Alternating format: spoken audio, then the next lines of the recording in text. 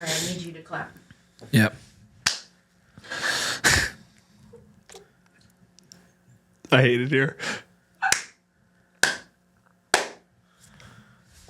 All right. Well, hello, everyone, and welcome back to another episode of Matrix Dialogues. I'm your host, Austin Boozer, and I have my great friend, Mr. Blazen Hall, here today. Blazen, how are you doing, buddy? I'm doing great, man. Thank you for having me. Hey, thank you for being willing to do it. It's tough to find people to talk to. Yeah. No, dude, I had a blast listening to the episode with you and Jay. Yeah. Then your son caught most of that one as well. Yeah, big fan. Well, I appreciate it, man. Yeah. Yeah, Jay's always a special time to talk to him. 100%. Great dude. And then the one with Bentley was very powerful. I think I wasn't sure what I was expecting from it, honestly. But I got a lot out of it, and it was good to hear him like express himself naturally. Definitely. And He seemed confident. He did. Yeah. And it was like one of the few times I can say as a parent I felt like really affirmed in like how I'm raising him. You know, there's so many other times you're like, am I getting this right? Dude, or am I fucking him up? I can only imagine, yeah. You know, and to kind of see him maybe not have the best words, but like it was clear to see like those lessons and those values that I'm trying to instill in him and make sure are present in him were there. You know, he just didn't know how to like maybe articulate them the best, but those thoughts had sunk in. So it was rewarding for me, and I think in time it'll be rewarding for him to look back on and have that too. So hell yeah, man. But today we're going to talk to you particularly about you and what you do. I'll let you kind of give the soft intro on yourself here in a moment, but we're going to talk through some of the things about that. And yeah, so I guess if you want to go ahead and give your introduction about who you are and what you do, and then I'll go into what we're going to talk about. Yeah, definitely, man. So I'm a second career teacher. So never planned to be a teacher until last 4 years is when I became one in Texas high school, public school, right? So the district we grew up in, Cypress Fairbanks ISD. I work for Jersey Village High School. Title I school, so that means I believe that more than half the students are financially disadvantaged. There teach world geography, Mexican American studies, and I'm one of the tennis coaches. Hell yeah. So now what I guess we're gonna jump into things about why you kind of became a teacher, some of the, like you said, a Title I where there's a lot of socioeconomic disadvantage there, and kind of how we see that play out in to the types of children that are in the school, not in a negative way, but then kind of what that relates to on a behavioral, nuance, because obviously some people are going to assume that has a negative, negative connotation to it, and that's not always the case. I think like anything, you can find diamonds in the rough everywhere. It's kind of so much of it is about the people who like. It's not always that there's not diamonds present. It's like the people mining maybe aren't good at their job either, right? So I think you, particularly in that role as a teacher, that's a huge potential you have to make an impact. So we'll talk about that. We'll talk about challenges that you face in teaching. That's what we've joked about, putting the pause on them. You know? Kind of the impact and what you get from that. You know how that kind of fuels you to continue to show up. You got to have something like that in a role like that, because as we said and joked about, it's definitely not paying you the big dollars. You know, it definitely has to be something in it for you. And then kind of look at some laws and some of the political things that have infiltrated the classroom and kind of maybe how you navigate those, and then some kind of reflections and some aspirations you have going forward in your teaching career. Yeah. So I guess first we'll just start out with what, you said you never really thought you would become a teacher. So what kind of motivated you to be there now? Yeah. So I kind of misspoke. I thought I'd be a teacher in my 40s. That was always my idea. Okay. I come from disadvantaged financially background as well. Single mom working 2 jobs like Reba. And, and she, instilled a lot of work ethic in me, and she's an incredible person. I'm a mama's boy for sure. But I thought, hey, I'm going to go be the first person in my family, get a degree, go hit the business world hard, make a ton of money, and be able to like put on for my future family members and be able to just like change the quality of life. Did that for a little bit, went to Texas State University, business school there, McCoy, great school, fantastic experience. After that, went into the like logistics brokerage game, would be a good way to put it. Had a lot of success early on, but not a good quality of life, work-life balance. 60, 70-hour weeks. And then just real negative work environments, like toxic work culture. Yeah. First place I worked, the dude that was the hiring committee, he would add you on Snapchat and be like, Hey man, we're family here. We just want to have you on Snapchat. You know, just say what's up, make sure we're all on the same page and stuff. They're like, yeah, okay. And then the very first time a guy was sick, he comes in the next day and he's like, yeah, I mean, I saw you posting stories on Monday night at a hooligan's bar, but I guess you had the cold yesterday, huh? And you're like, damn, bro, like, it's this kind of place. Like, call metric numbers, stuff like that, where they're coming around, talking shit, talking big shit. But then it was a startup, so they would suck you in with like a ping pong table and a kegerator in the kitchen, and then they catch you playing ping pong. Oh, you better have just done something real big that day. Yeah. So, hey, Brian, you playing ping pong? That's crazy, man. $1,500 net revenue this month playing ping pong? Okay, I got you. Like with that like passive aggressive shit. Yeah. Couldn't handle it, dude. So after that, and then also the quote I saw that changed my life was, look at your boss. If you don't want to be that person, you're in the wrong place. And my boss was a piece of shit at the first one I was at. That guy was like a womanizer, all the wrong priorities, just throwing money at everything. Terrible family man, like cheating on his wife and stuff like that. And that just gave me such a bad taste in my mouth. And some days I'd leave, even like a real successful day, I'd feel like I didn't do anything productive. You know what I mean? You're kind of like seeking that, like, what, like, I don't know what even the right word is right now. My brain's broken, but like that impact. Like, what am I doing? Dude, like, yeah. does it mean anything? Because I'd get a pat on the back for something, for like making a really good deal. And I'd be like, I mean, I don't feel like I did anything. Like nothing productive or positive happened to the world today. I just made like 9 people more money. That's it. Yeah. And that hit me hard whenever I'd go home and have and then long work hours. So you only get home for a few hours and excuses, but I let that really hit my health negatively. Just ate some fast food on the way home, watch some TV for an hour or two, go to sleep, do it all over again. And that was like Monday through Saturday. So I let that like piled on some weight, got up to 330, which was rough. Fuck. I know, bro. So knew I needed like a whole life switch, because even though I was the most successful I'd ever been financially, like making more money than my parents ever did at the age of 23. Like I thought that was killing it in that respect.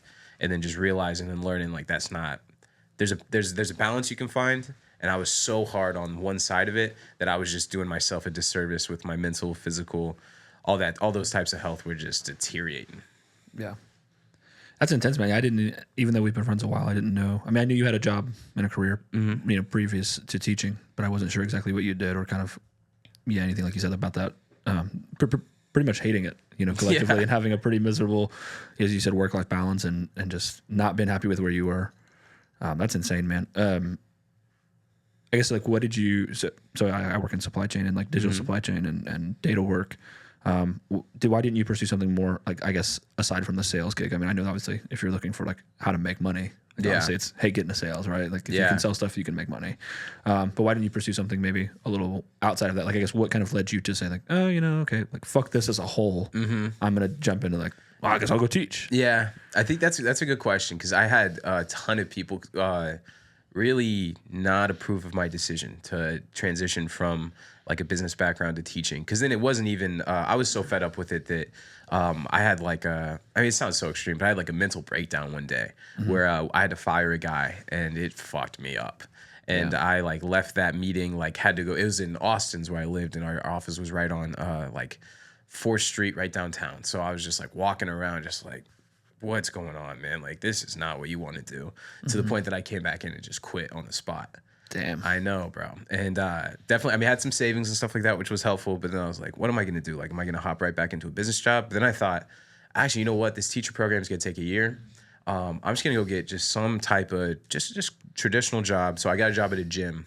Okay. And was just working out like crazy. Like, that's what it was in my head. Like, you get your physical health right, then your mental health will follow. Yep. And then you hit this business world again.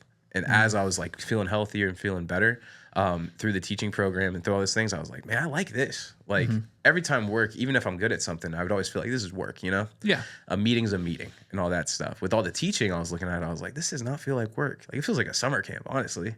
Yeah. Like, not to demean what teachers do, but like there's times where it's just like, each class I know I have to teach this much material. But other than that, all I'm doing is interacting with these kids and helping them out, or like trying to change their perspective on something. Just listening to them is a big one. Yeah. And as I was doing that, I was getting full. My cup was getting filled so much from that that I just like, I think this is probably the move, like long term too.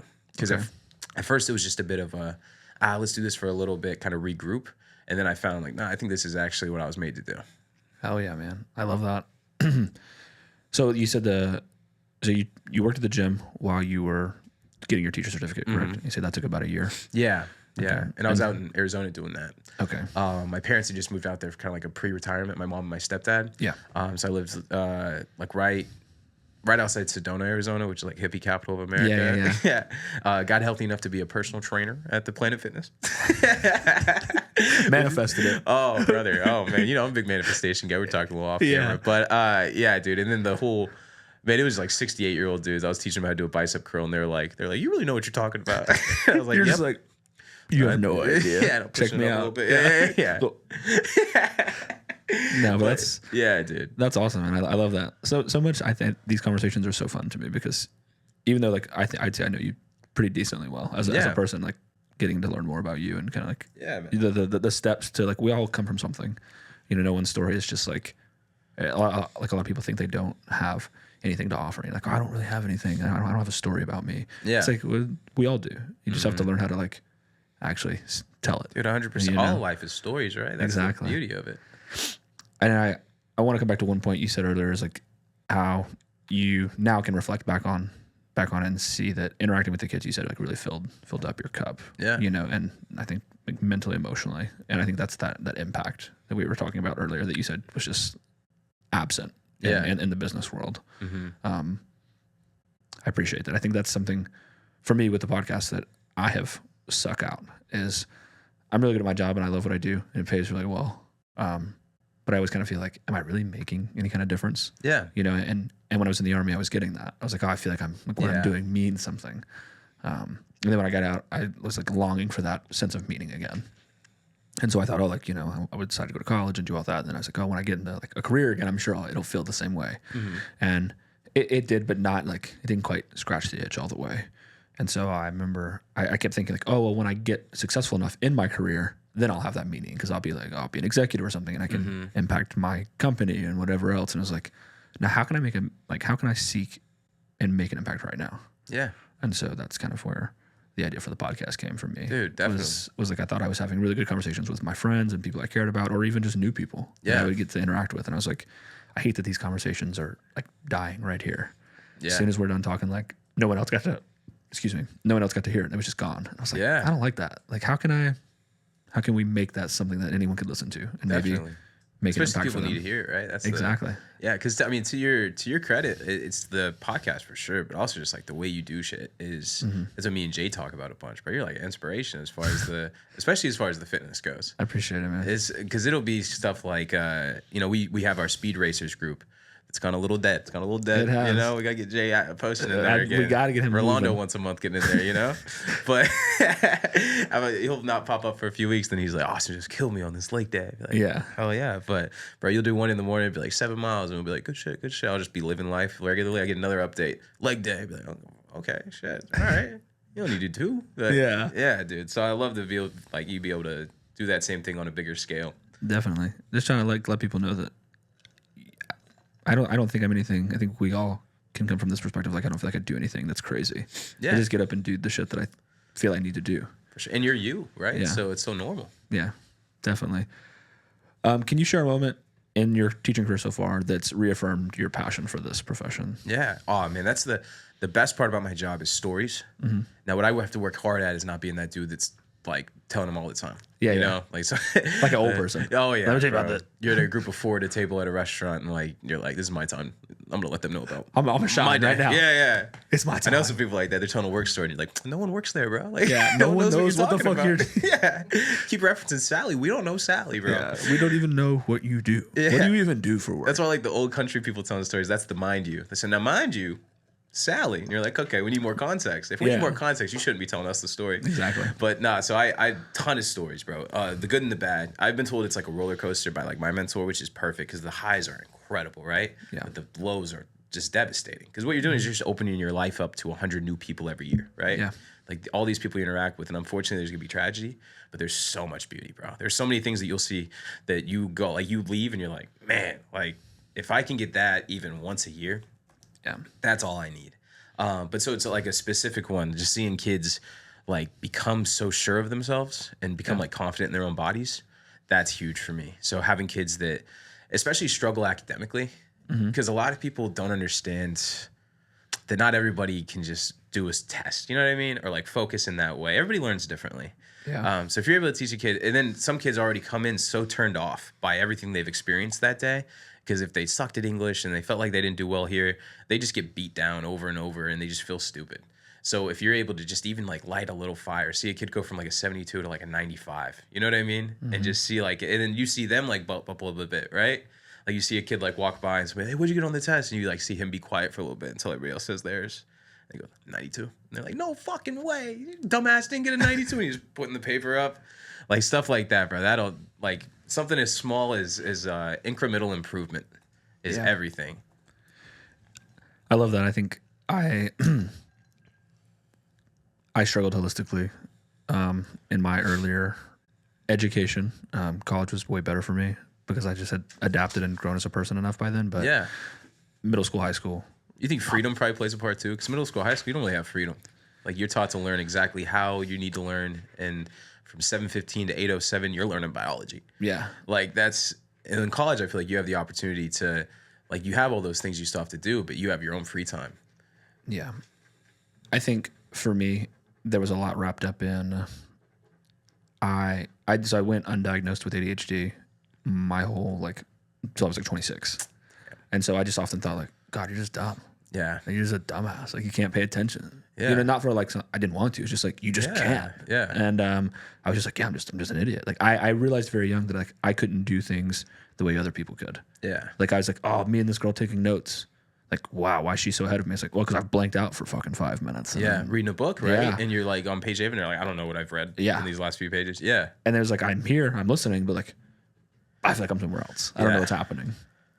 And so, yeah, I think what you said there's like, yeah, we all learn differently. And I think to just err on your question on that, I don't think it was the freedom for me. I think it was just more of the ability to have a better understanding of like who I was, coming into that confidence a little bit better. Yeah. Kind of like you said, like seeing those kids gain that like that incremental improvement, like gain that self-confidence, like, you know, hey, like I can do this thing. Oh yeah. And shifting that perspective from like, hey, I sucked at English and then algebra whipped my ass and then fuck chemistry, I don't know anything there. Yeah. You know, and then to come into geography or something and be like, man, fuck this. I don't even want to be here. Like you said, that they're just so turned off already just by everything else that's already happened to them. And one for you to be able to recognize that, I think is awesome. And it's like, we need more people like that. Cause I had a few teachers who I can relate to that definitely had that I guess that skill, that ability to just kind of like, hey, are you good? You know, versus the like, nah, you're just a problem because you don't want to learn. Definitely. Yeah. And to your point, they've been beat up all day by the academics. And then if you're bad at a class, the teacher's most likely not like your pal, you know? Yeah. Yeah. You're not excited to see that guy. You hate that guy. Yeah. You're like, fuck. Dude, it's making you do algebra. Yeah. Yeah. Like, bro, when am I going to use this? Yeah, exactly. And you know that you could, but it's like, I think the ability, like you said, it's just there's a connection there between the teacher and the student that is needed. Yeah. And you can really foster the most impactful development, not just on the learning side, but just on the like interpersonal skills and the human development side. And I think we definitely need more people like that. Oh man, that's good. I appreciate that. Real quick, I have from what you said, when you did turn 26 and they did give you that, how hard did that hit when you got that medication? So were you like a superhero for a little bit? Yeah. Yeah. Yeah. I didn't talk for like the first 8 hours. Yeah. That I was on it. Not because I like didn't want to, but it was like, whoa, I don't have to impulsively say things. Yeah. Like I'm in control of like what clarity. comes out. Yeah. Yeah. It was like, the analogy I gave reference to people before was like, if you're walking down like a library hallway, like not a hallway, but like in the library, you're walking between two bookshelves. Mm-hmm. It's like, you're trying to get to the book at the end of the hall, and all the other books are flying at you. Like that's how I thought. Like that's how my thoughts felt all the time. And it was like all the books just fell. Yeah. And I could easily go and get to this thought and awesome, accomplish things. And so, and then with college, I think it was like my senior year. Yeah, my junior, senior year of college, I got on medication. Mm-hmm. And so it was like, holy shit. Yeah. Like, I'm way smarter than like a lot of people. Yeah. Like I thought I was an idiot for this whole time. And so, yeah, it was so mentally freeing. But yeah, I think, again, as I mentioned earlier, I think so much of it for me is I had built confidence in other aspects of my life from the Army and other avenues that by the time I got to that point, like I'd already like generated some self-confidence in other areas. So, yeah. But yeah, it was very like. Do you get the momentum, right? Dude, yeah. It's like, the little wins become the big ones. You know, you just got to start taking those like micro actions towards a goal. And and it's powerful. Like, don't underestimate like the little things you do. Like, oh, I just got up and made my bed today. Or I just got up and was on time to work. Like, bro, no, that's poco, bro. Little by little, everything. Exactly. Those are the things that will like get you to the big one. Mm-hmm. So, I guess this was kind of, we've already briefly talked about it, is how do you like measure the impact that you're having on your students, and what does that impact mean to you? Yeah, man, there's different ways for sure. Like I'm a lot more of the interpersonal, like you referenced. To me, I don't, at the end of the year, if the kid can't tell me where Kenya is on a map, like I'm gonna be like, damn man, like I wish I could have gotten a little bit clearer to him with the, that's a bad example because I think physical mapping's dumb. But like, like as far as culture and stuff like that goes, if a kid is still saying some hateful shit about like Muslims, like immediately, then I'm like, I didn't do my job that well. Like I didn't educate you. Yeah, with this kid, I need to give him a little more awareness. That's why I like geography, because it's culture. So you're showing kids like, man, you've probably only heard really bad things about this group of people. That's wild. Look at this music video, bro. watch this dude in Southwest Kenya dance and sing. Like, they're people just like we are, right? And so that, at the end of the year, usually for me, it's kids that willingly talk to me, because it's the interpersonal part of it. So I have kids that come in between classes and stuff like that before school. They try to see me after school, but I'm out of there, and stuff like that, and stuff like that can help me gauge for sure, like how well did I do if this kid, because it's not everything about like how much they like you. That'd be a ridiculous way to navigate school. And every school has some high school teachers like that. Yeah. And if you remember, you're just sitting there and you're like, man, you think you're really cool, but that's lame as shit what you're doing right now. Yeah. Like pandering to a 15-year-old. Yeah. Like bragging like, oh, we're going to hit the happy hour after this. And the kid, like, I remember being 15 and being like, oh, man, Mrs. Thomas is going to, she's so cool. Yeah. And then being an adult and looking back on that and be like, what a fucking loser, dude. Teach that kid a fact. What are you doing? But they'd have like the 5 kids around their desk, and like one brought him Chick-fil-A, one brought him Starbucks. And you're like, make friends your own age. What are we doing here? Yeah. But still, I think they need to like me in a way as like you would like a father, like if you had like a respectable figure that taught you or treated you with respect. Yeah, you know what I mean. Like they might not agree with my music taste, my style, or anything like that. That's my other thing. I like to enable kids to like roast me.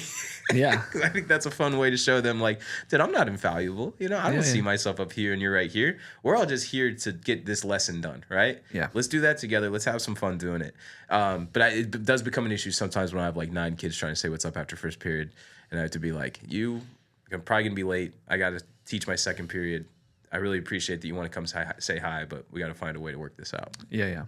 So I think kind of what you touched on there is kind of establishing a good relationship, but then again, not like you said, rooting it in like or pleasure. Like, oh, they fuck with me. It's like, do they have some kind of mutual respect? Definitely. Like, I like the correlation there to a father, right? Because as a father, you're like, hey, I'm not worried. I think me all the time right now. I'm never like, I want Bentley to like me. Yeah. I'm like, I need him to understand that I need him to gain these lessons and gain these skills so that later in his life he'll be okay. For sure. And it's like, and if you don't like me for this short period of time because of that, then that's fine. I'm willing to bear that burden because I know later in life you look back on it like, all right, like that. Definitely. Dad was looking out. Mr. Hall, he was, man, he kind of was on my fucking nerves back then. But like, he was trying to put me on. But dude, it's always such a, like, kids are kids, right? So it's like the short attention span to stuff. Like that kid might hate me for like 4 minutes. You know what I mean? Like the kid that I love, because he's just such a good personality, and I know, like, I've gotten to know him so well that I know he's fighting through things you could not imagine outside these doors. Yep. But he will not shut the fuck up during the test. Like that kid, right? If I want to be the teacher that I imagine being the terrible teacher, it's like, you know what? He's being quiet enough that he's not really messing with too many people. Like, no, dude, shut up. Like, these people are taking the test. Please give them the respect that they gave you when you took your test. You finished. That's fantastic. They work a little bit slower. Please be respectful and be quiet. And then I was telling you earlier, what sucks is when a kid says funny shit to you, and you can't, especially if they're making fun of you. That's just the worst. Like, I told a kid, like, hey, what'd I say? No talking during the test. And as I'm walking around, I hear, what'd I say? No talking during the test. And in my head, I'm like, damn, that's funny, bro. He fucking got my ass. But I have to keep walking with a straight face and be like, all right, you're not talking anymore, though. No, but yeah, I think so much of a father, like, being a parent's the same way, bro. Yeah. Like, sometimes Bentley will say or do some shit. I'm like really having to like withhold it because it's like, damn, that's funny as fuck. But like, I got to be your dad first. Definitely. That shit's mad funny, but like, I still got to whoop your ass. Yeah, exactly. You get a little pride though. Are you like, that's my funny little? Yeah, exactly. Yeah, you do.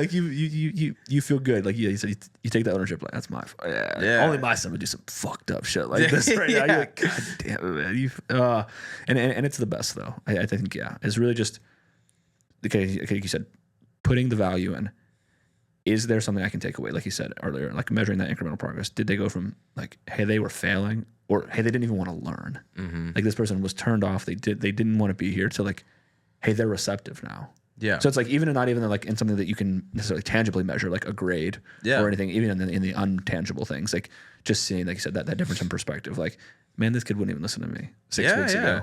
Versus now they're like, hey, Mr. Hall, like I saw this shit, and you're like, what the fuck? That's the perfect example. To tell a kid, hey, 3 months ago when that AP told you to put your badge on, you would have told him to suck your dick. But you see how today you said something under your breath and none of us could really hear it, and then you put your badge on. That's progress, and that's what we're working towards. Yeah, shit like that, dude. it's like you say, it's incremental. It's little by little.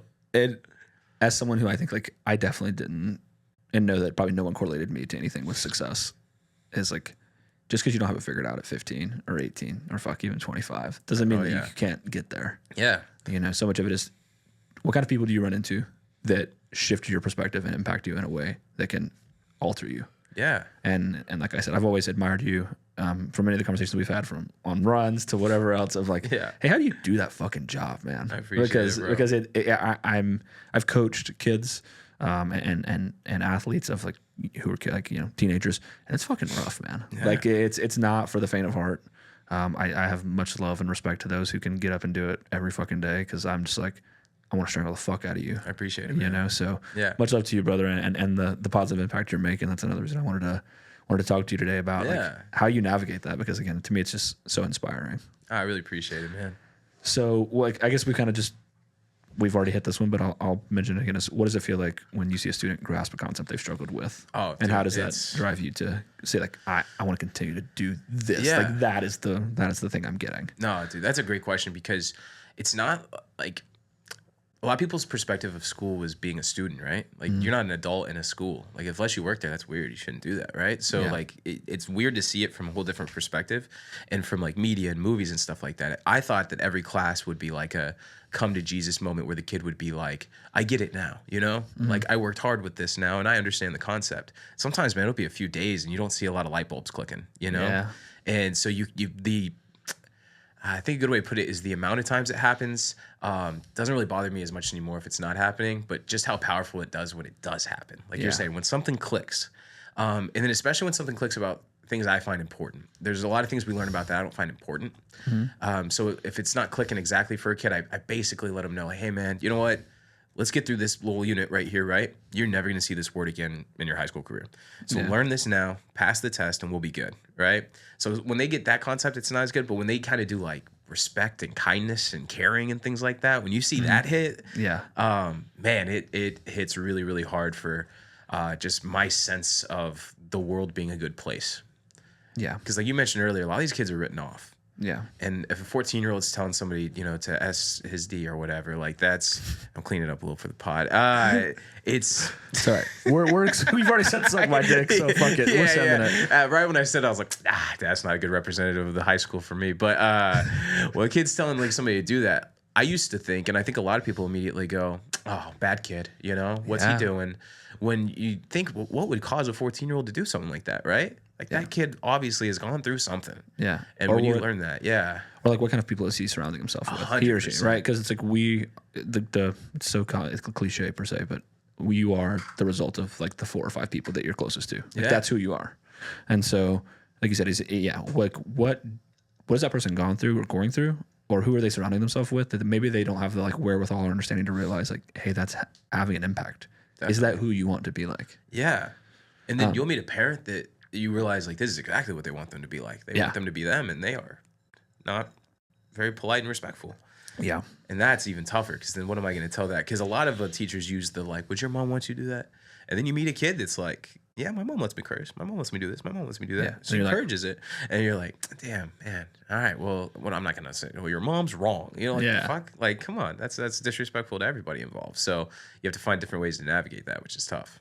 I would imagine. And then to something you said earlier, like when you said those, I think giving anyone perspective of that, like you said, it's like, hey, you need this for right now, but you don't need it forever. Yeah. You know, and I think a lot of, like you said, when we're kids, we think, like, I'm here to learn. I have to learn it this way. I'm going to need, like, I don't know when I'll ever need this again. Like, I have to keep it in my, like, like luggage of shit you're carrying around. Definitely. So I think it's great that you do preface with, like, hey, you need this for the next like 3 weeks. Yeah. And then I think we get that a lot more in college. For sure. Yeah. This finance class, fuck this. Yeah. This sucks. You're never going to use this as, I remember my managerial accounting professor saying, this unit that we do, they have a system now that does it for you. You'll never need to do this, but for this degree plan, you need to pass this test. And you're like, all right, well, I appreciate you letting me know that, because I'll just do exactly what I need to do to get this done. Yeah, it's just seeing the objective clearly. Like, I need to do this for just long enough so that I can survive. Exactly, yeah.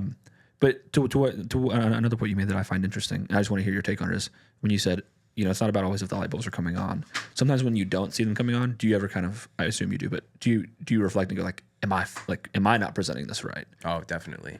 Especially the first year, a lot of self-doubt. I used to always joke that I didn't think I was a real teacher, because I was like, man, I just did a quick 1-year program. Like, they let me in here? Like, that's crazy. And I would, like, all day, I used to joke that, like, somebody was going to come in and go, you're not a teacher. And I'd have to go, dang it, they got me. All right, I'm out of here. Hey, kids, thanks for having me. So the first year, I definitely, especially because history is my passion. Yeah. And I was thrown into world geography out of necessity. So I had to learn, like, a whole, because I already knew, like, the basics of everything, but nothing, like, too in depth. And to me, most storytelling, you need some details, right? To make it interesting, to make it fun. Yeah. And to grasp some attention. If I'm just going to tell you that the Great Wall of China is super long, right? All right.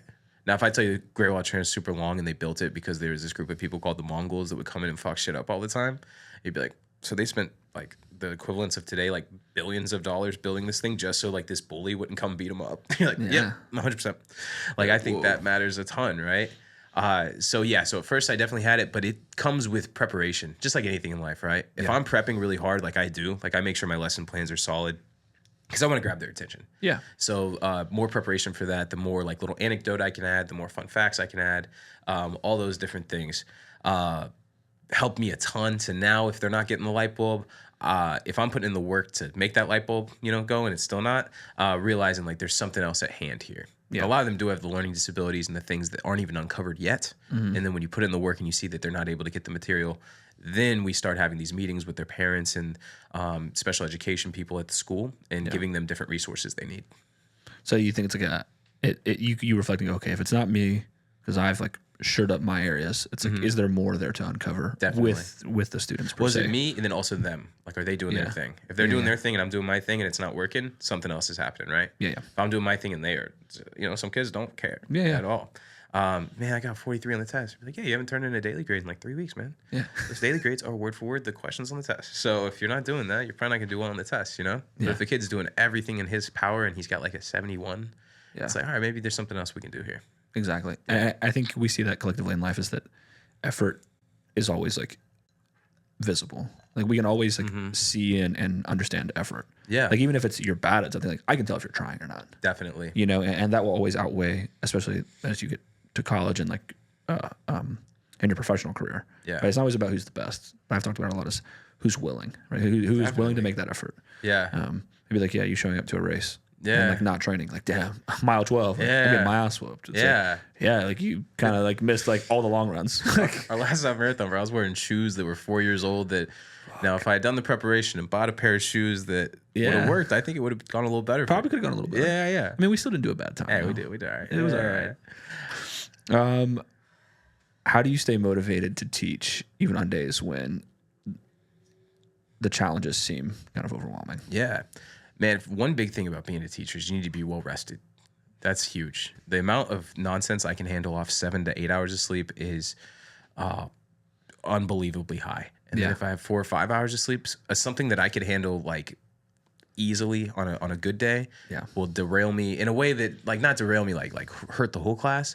It'll just, I'm not able to handle it with the levity I usually would. I like to keep things light. Yeah. And I can do that. If a kid says some stupid shit, if I'm in a good mood and I'm feeling good, I can kind of riff with it and make it, and be like, this kid wants some attention. I'm going to give him that little bit of attention, but we're going to stay on task and we're going to keep moving through, right? You don't get any sleep, though. All of a sudden, you're like, you check him immediately. Yeah. And now you can see his confidence has gone completely down and that I have hurt this 14-year-old's day pretty severely. Yeah. So it's little things like that that are helpful. But, man, there's like quotes I use all the time. Like I love Maya Angelou is just, man, she was an incredible person. Like the way that she put things into perspective in a positive like way that like contributed to kindness. So I have those all around my classroom. One big one that's not in my classroom but I have on my phone is be the adult you needed. So like stuff like that, right? Yeah. Because even if I'm having a bad day, that does not give me the right to make 100 kids' days worse than it could be.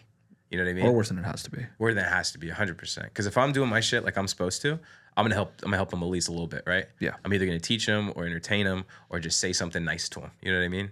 And if I'm not doing what I'm supposed to, like I'll have days that I get home and it's rare, but I'm like, man, you gotta be better tomorrow. You know what I mean? Yeah. Yeah. And I think at least I can correlate to a lot of this as a parent. You know, even though it's just one kid. Yeah. Right? It's like you have a little bit bigger impact on that one. Yeah. Your impact is more sizable. So it's like, and exactly what you said. There's like well rested or like the days I'm like a little emotionally or mentally shot. It's like I don't get to be a dick now. Yeah. You know, because he doesn't know that I had this really shitty day at work and that my boss pissed me off or whatever the case may be. Yeah. Right.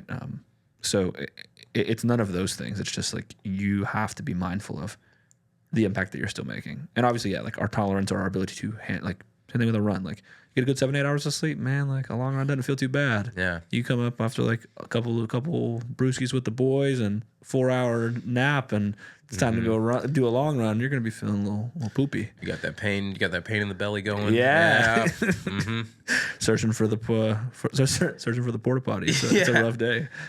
Oh, that's hilarious, dude. To your point, I think a lot about when I was a kid, and I'll even tell my mom all the time because we have a good relationship, and I'll be like, hey, I had a memory again where I was shitty to you, and I'm sorry. Like I was 12 and I didn't take the chicken out, and you got home and you were mad, and I was like, why would she be mad? And I was like, I couldn't imagine working an entire day as an adult and dealing with bullshit and dealing with Houston traffic, and you get home and your lazy little son didn't do like the one thing you asked, and that you called and reminded him to, you know what I mean? Yeah. Like how do you handle that? Do you just have to? I think it's just about explaining the impact and the meaning there. Kind of like what you said. It's like now you have the perspective now to look back and go like, damn, I was a piece of shit then. Yeah. And I think it's trying to give them helping give them a perspective of realizing that impact now. Mm-hmm. Right. And I think that's where like, I'm definitely not the world's greatest parent. I fuck up a lot. But something I'm adamant on is I'm always like willing to say I'm sorry. Yeah. You know, because it's like, how can I instill into you, hey, like people aren't perfect. You have to be willing to like admit your mistakes. If you as the parent don't practice that behavior. Dude, that's huge. Yeah. You know, because as you know, the kids don't listen to everything you say, but they watch everything you do. Oh man. You know, and especially when they're young, because they aren't even as good verbally then. So it's like they're just like hawking you. They're like clocking your movements, your mannerisms, your whatever. And so it's like then you get this kid who's 12, 13, 14, 15, and it's like, why do you act like that? It's like because you act like that. Yeah. You know, and so I think it's just trying to. I'm always seeking a way to get him to understand the impacts of like his decisions now, right? That they're bigger than you. It's like, you know what? Your room isn't clean for me. Your room is clean because it's the first representation of you, right? And if you don't want to be a messy person, well, then you need to pick your shit up. Definitely, yeah. Right? Because there's some people who say like, make your bed, change your life. Fuck that. I never make my bed, right? And I've been plenty successful. Definitely. But I think that there's something to say about like how you maintain a space. Yeah. Right. My room isn't disorganized though. Yeah. But I don't make my bed because I get out of bed. I'm gonna be back later. Yeah. I've always been I'm not a proponent of making your bed. No. Yeah. I it's like give it a sweet kiss. I'll see you later. Don't fucking go nowhere. Yeah. You know, like why do I need to make the bed? I'm gonna be back for sure. Why do I want to have to like and you're gonna hop right back into it? Yeah. Yeah. And it's like it's already. I just pulled the covers back. She's just waiting on me. Exactly. Jump back in anyway. But yeah, I think so much of that is just being able to give them that perspective. Yeah. Like hey, like. And it's so like sometimes it's so like it's not the adult way. I think that's the crazy thing, is like learning that their brains are like they haven't developed as well as like we are at 30 or you know, let alone if it's a child who's younger. But it's like, hey, how does it make you feel when you drop your slushie? I feel bad. It's like, well, that's how I feel when you don't do what I ask you. Yeah, like you know, doing your best to equate the feeling. Yeah, it's like sure. oh shit, wow, that's how you feel, you know, like you see them like connect with it. And I think that, like you said, that those are those light bulbs that you have to like try and seek. And then obviously it's like you're still playing a similar game, just with bigger kids, but same concept. Yeah. Like, hey, you know when the Celtics lost last week and you were tight about it? Yeah. That's how I feel right now seeing the 65 on this test. 100%. Yeah. You know, and they're like, damn, I was mad tight about that. Yeah. Like, I've done a few of those, and then because then you talk shit. I love to talk shit in every aspect of life. It helps out kids, I think, the best. I think then I like real. that. I'll be like, hey, and what's crazy about that is you had no role in that Celtics game, right? You're a pretty big part of this 65, brother. Yeah, it's a team of one. Yeah, imagine if you had studied a little bit more, man. Like Jason Tatum might miss a free throw. You don't have to miss this question. Yeah, if you studied. It's crazy. Yeah, like you are. There's an I in this team. 100%. Yeah, it's all on you. That's my favorite thing is when a kid comes in, they're like, oh, Coach Hall, we got a chemistry test next period. Isn't that some bullshit? I'm like, well, how long have you known you had it? Oh, like 4 weeks. Oh, okay. How often do you study? I don't think that's bullshit, man. I think you might not want to do it. Yeah, because maybe there's some lack of preparation on your end. But no, I love that. So now we're gonna kind of segment some of the challenges in teaching. Yeah. And kind of how you navigate them. So what are some of the most significant challenges you face as a teacher, and how do you overcome them? Yeah, dude, that's a great question.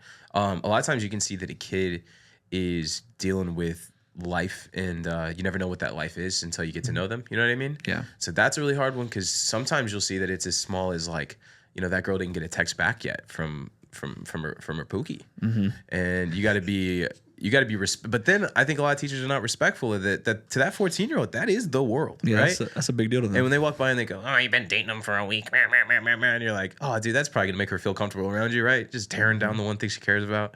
That's where I think it's a coaching lesson to be able to go to her and be like, hey, you can't dwell too much on this right now. Like, let's try to work through it. Hey, how about you just forget about him for a little bit? I have your phone in the bucket anyway. Can't even look at it, right? So we got 45 minutes. Just try to 45 minutes you're in here, right? And then afterwards, he'll probably text back by the time class is over. Like find stuff like that. But then you'll find, man, like I've had students that have felt comfortable enough to let me know they got sexually assaulted and stuff like that, right? Where it's such a fucking spectrum of like what these kids deal with. Yeah. So the toughest part is being aware that all that evil is in the world, and having to see how it affects like a 14-year-old, 15-year-old, all the way up to 18. Kid coming in and, hey, mister, I only got 2 hours of sleep. Me immediately being like quippy, being like, oh, playing video games again. I'd be like, no, my dad came home drunk, so we had to go to a motel. Couldn't fall asleep. Like, okay, yeah. Well, I appreciate you feeling comfortable enough to tell me that. Let's see what we can do today, right? And let me know if we need anything, and that kind of thing. So that's probably the toughest thing that I've seen. And then another way to put it is we've talked about how people have different values. Yeah. Some people are taught that school matters so much, and being told to do what you do and doing that thing is paramount.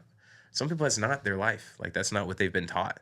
Yeah. Their parents have never been the type of people to take orders and those things, and when they find that something's unfair, to do that thing that's unfair. Some people are pretty naturally, repellent to that. They're like, no, dude, I think that's stupid. I'm not going to do it. And I respect that mindset. So it's tough to find, there's like a happy medium I try to find. Where I can even acknowledge to a kid, like, I think that's dumb too. Yeah. I'll be honest with you. You're not going to use the Mercator projection on a globe probably ever in your life again. Yeah. And I'm so sorry that you have to know this right now. And you can tell me to fuck off as many times as you need to. But you know what's going to happen? You're going to come right back in here. They're going to put you in this desk and we're going to have to do this shit all over again. Exactly. Yeah. So that's definitely a big part of it, man, is learning like their challenges. And then also never feeling like I'm doing enough for that. Yeah. Because you hear some stuff like, and just to be candid, you hear like a adorable 14-year-old girl tells you like she's dealt with some stuff where like an adult in her life's taking advantage of it, right?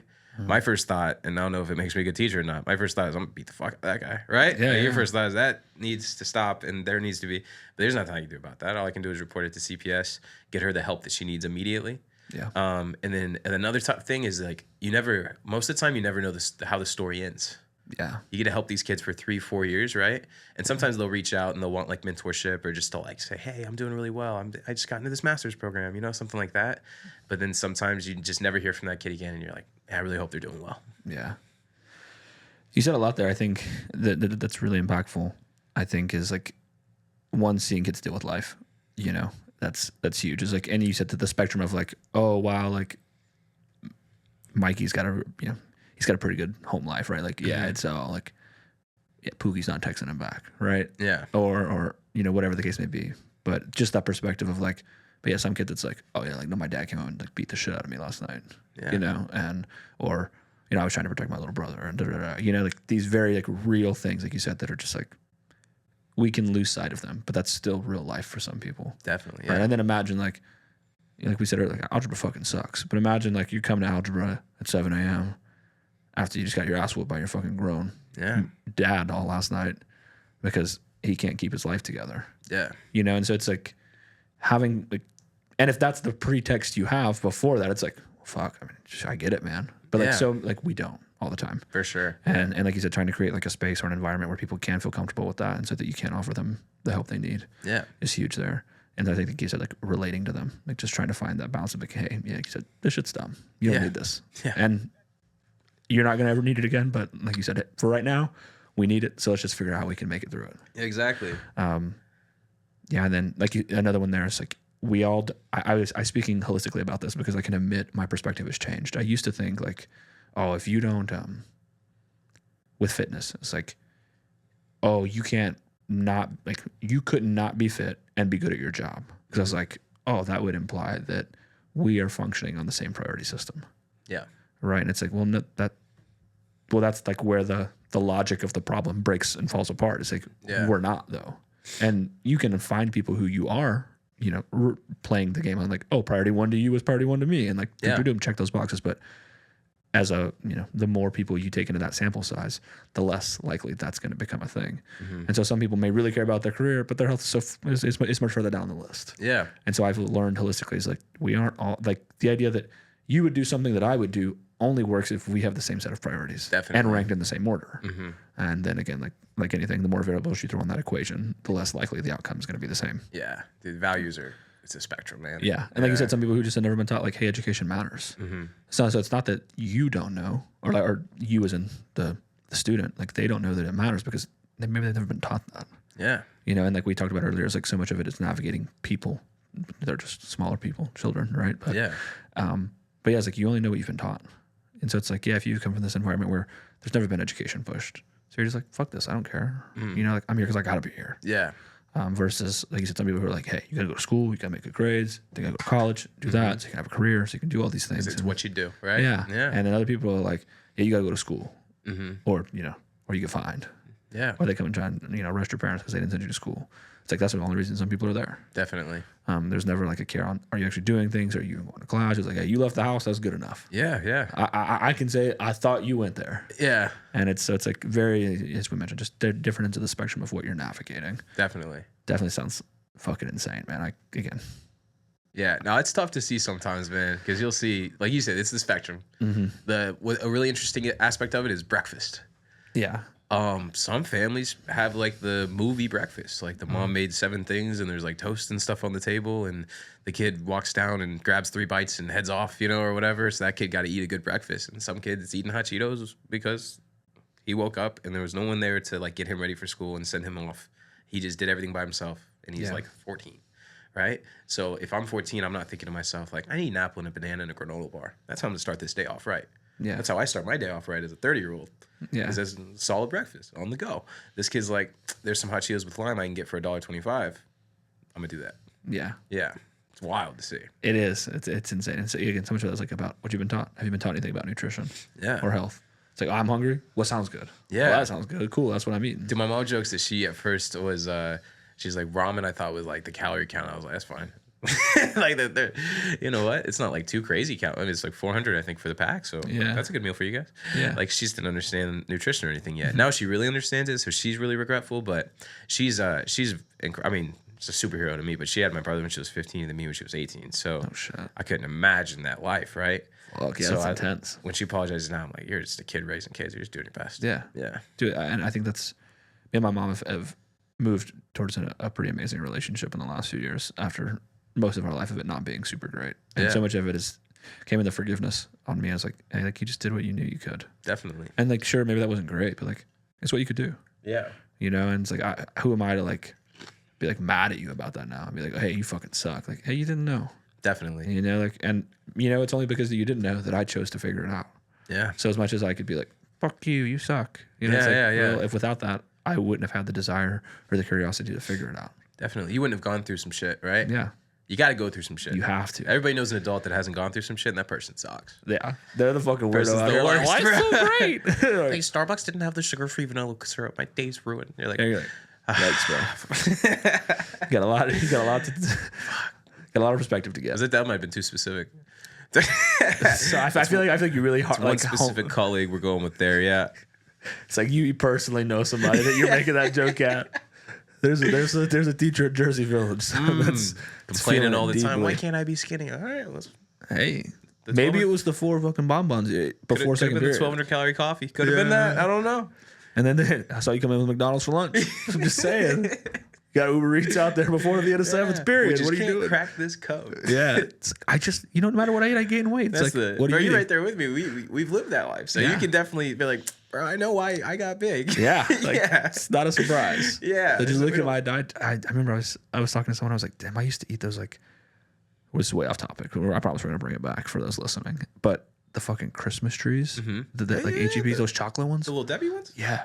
Bro, I used to put 3 or 4 of those down. Of course. In a sitting. It's a snack. Yeah. It's a snack. Nowadays you look at the back. Bro. Cringy as fuck. Like, bro, these are 280 a pop? Dude. There's 1,000 calories right there. Yeah. I used to have that with like a fucking big old thing of like 2% milk. Like, I'm dieting. Oh, yeah. And I'm like, what the fuck was I doing? Dude, 100%. But now you have like the knowledge, yeah. right? And it's only because of that. Yeah. So I always tell people use your hardships have created something that you love about yourself. Mm-hmm. So it's like the fact that I had tough relationships with my mom, or that I had this, or that she maybe wasn't the most forgiving, like really made me go like, hey, I need to be more understanding. Yeah. So it's like there's something about you today that you love that came from something that you don't like. Yeah. So if you ever try and like denounce that, like the hardship or the thing you don't like, it's like it's created something in you that you really are passionate or care about today. Yeah. So it's like you said, you have to go through some shit. Like, dude, you have 100%. to. That's a beautiful way to put it. I always try to give people the perspective check. I try to be smart with it when I do it. Those people are tough, and you're like, man, I'm having a bad day, and they're like, well, really? Because people are starving, You're like, yeah. Okay, fucking all right, guys. There's a lot of traffic. I could be mad, like, that kind of thing. So find the perspective of me and Jay talk about it a bunch. We'll look and be like, man, think about that sad time. We're not in that time anymore. You grinded through it, right? Mm-hmm. So I could wake up today and take my dog on a mile walk, and then that's just how I start my day. That's nothing, right? Yeah. Bro, there was a time in my life where a mile walk was. That was sentence. Yeah, that was a while. Yeah, those were fighting words at one point in my life. Yeah. No, yeah, I think just bringing a healthy perspective. And so on this next question, we're coming back, everyone. I'm sorry, we meandered a bit, but here we are. Snacks a little bit. And my fucking Christmas trees, man. Fuck. How do you manage the emotional toll of dealing with difficult students or that challenging environment? Yeah. Dude, this is gonna sound so Joe Rogan. The sauna, dude, it's huge for me. Every single day of my first year of teaching, I would go to. I would do that thing that teachers do, where you have tutorials after school, right? Or you just chill there for 30 minutes in your classroom, like, what the hell was today? Yeah. And then I would go directly to 24-hour fitness Willowbrook, and I would shoot around for a little bit, play some basketball. I'd go lift, and then I'd go hit the sauna. And in the sauna, I would just sit there for 20 minutes and just go through my day in my head. What did I like? Where did I not feel good about it? Where did I feel like I could have been a better teacher? Like those types of things. And what I realized I was doing was introspection and like basically meditation. But I didn't know those things at the time. So I didn't know how good that was for my mental health, because that was my outlet. Like getting the physical part out of it, sweating a ton, and then being able to like really look at my day. And then even thinking about because then there would be the times where I'd be like, man, can I do this tomorrow? Like that same kid's going to be there in third period. So then now I'm thinking in that little sauna, like, all right, I got 14 minutes left on this sauna to figure out what we're going to do with little Charlie, how are we going to navigate this shit tomorrow? And then the next day you're in the sauna, you're like, that didn't work. All right, so tomorrow, what are we doing with little Charlie, So the physical aspect of it's huge, like the physical exertion and sweating and getting those endorphins. And for me, that's just such a big stress release. And then also I have a bunch of people that I feel comfortable. I personally don't go to therapy. It's something that's a goal of mine to do eventually. But I have a ton of people in my life that are so kind to talk to me through my mental struggles and the highs, the lows, all those things.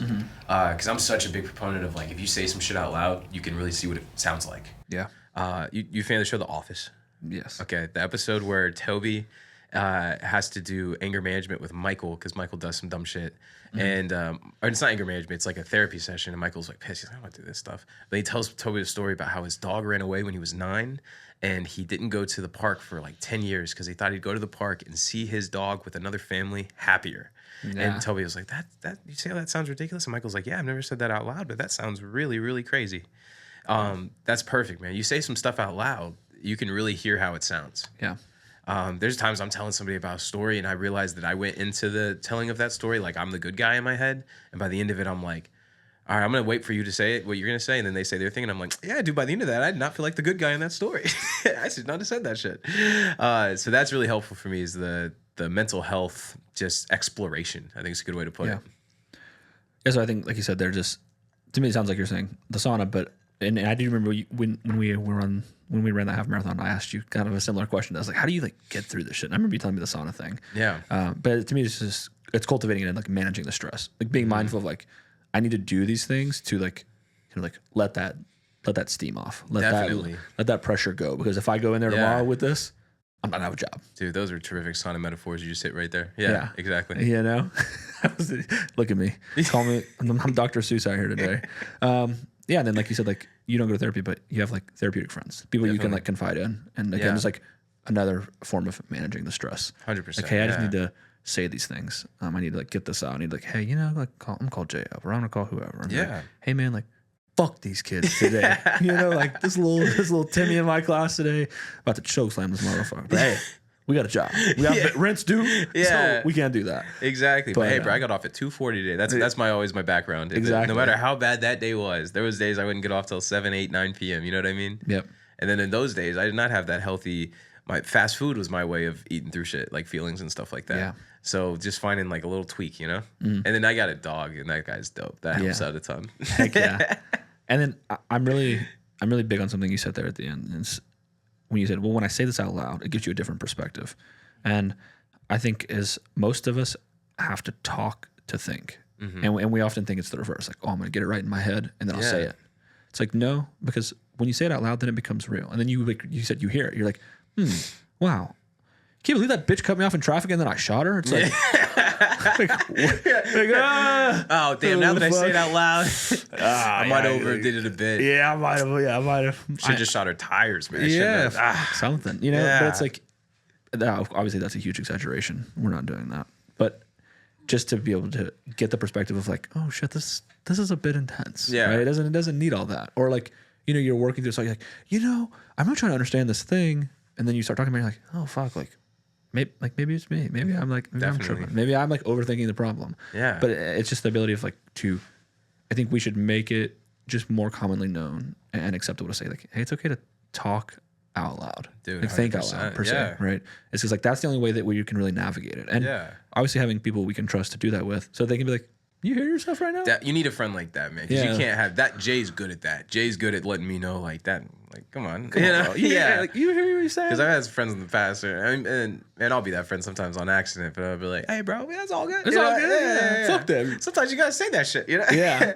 But there's an old Chappelle thing. This is talking about being high with his friend. His friend's driving, and the guy's like, hey, there's a police car next to me. He's like, yeah. He's like, I'm gonna race him. He's like, I should have probably told him don't race him, but I'm high. So I'm like, sometimes you gotta race. Sometimes, hey, I heard him say you won't. You know?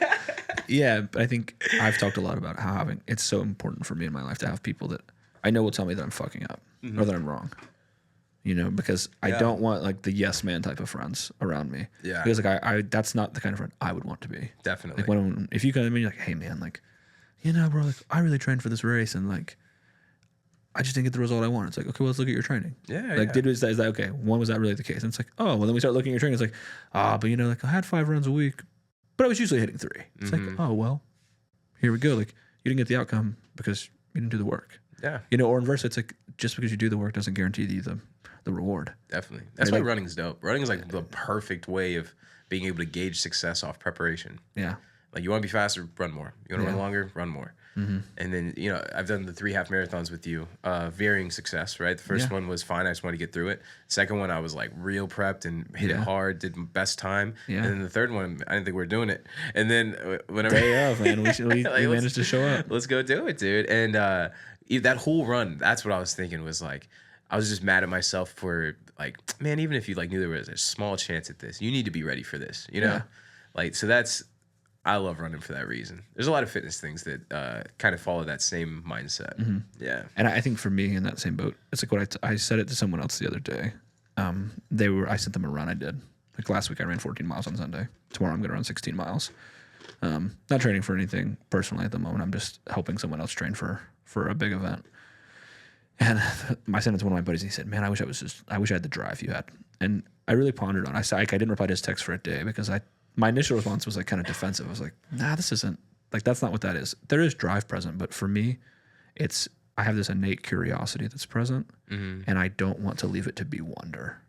I don't want to get to the race and be like, damn, could I have ran better? Definitely. Could I have done my job better? Yeah. Could this podcast have gone better if I'd prepped a little better? For sure. I don't want to ask myself those questions. Like I don't want the wonder to be present. So it's like I have this curiosity that like sets off this domino effect. But the curiosity is what is the main driver behind it? Because I'm just curious about like, could I do that? Yeah. Okay, well let's find out. So then the drive kicks in. It's a positive curiosity. Yeah, but it's like I wouldn't say I'm innately more driven than anyone else. It's just that I have this thing pushing me forward, which is the curiosity and this fear of like I don't want to feel this wonder. So it creates this good little cycle for me to live in. Dude, it's also a little like kind of fear, right? You're like, no, I'm 100%. scared to. Have you heard that quote? That's beautiful, and it's like, true hell is the day you die. You meet the man you could have become. Yeah. Like, oh fuck, man. Like that's so spot on, right? I heard a similar version of that to where it's like, yeah, it's like where you die, and it's like, and you get to see the version of who you could have been. Yeah. And it's like I've told myself I want the version that I see. Yeah. To look almost exactly. That'd be a great feeling. It's just you. Yeah. You know? Like, yeah. It's like you look in the mirror and you're like, oh, like that's me. Yeah. Versus like you look in the mirror and you're like, who's that guy? It's like, it's who you could have been. It's like, yeah. Fuck. That'd be what you meet him. He's like a priest. You're like, damn it. Okay. I knew I should have. Man. Shit. My mom was right. I should have been holy. The That's bitches, on me. man. Yeah, man. Okay. Well, I promise we're segmenting here, but we're railing back. Okay. In a profession where financial rewards are often modest, what keeps you committed to teaching? That was the kindest way I've ever been called a broke boy, dude. I really appreciate that. Good for you, man. No, I'm just fucking with you. No, dude, it's one thing that helped me out a ton with it is I'm really lucky for Cy-Fair district, and there's like 2 other ones in Houston. They're the highest paying school district per in relation to cost of living in America. Okay. I'm actually pretty comfortable because you can Google my shit, dude. I'm up there.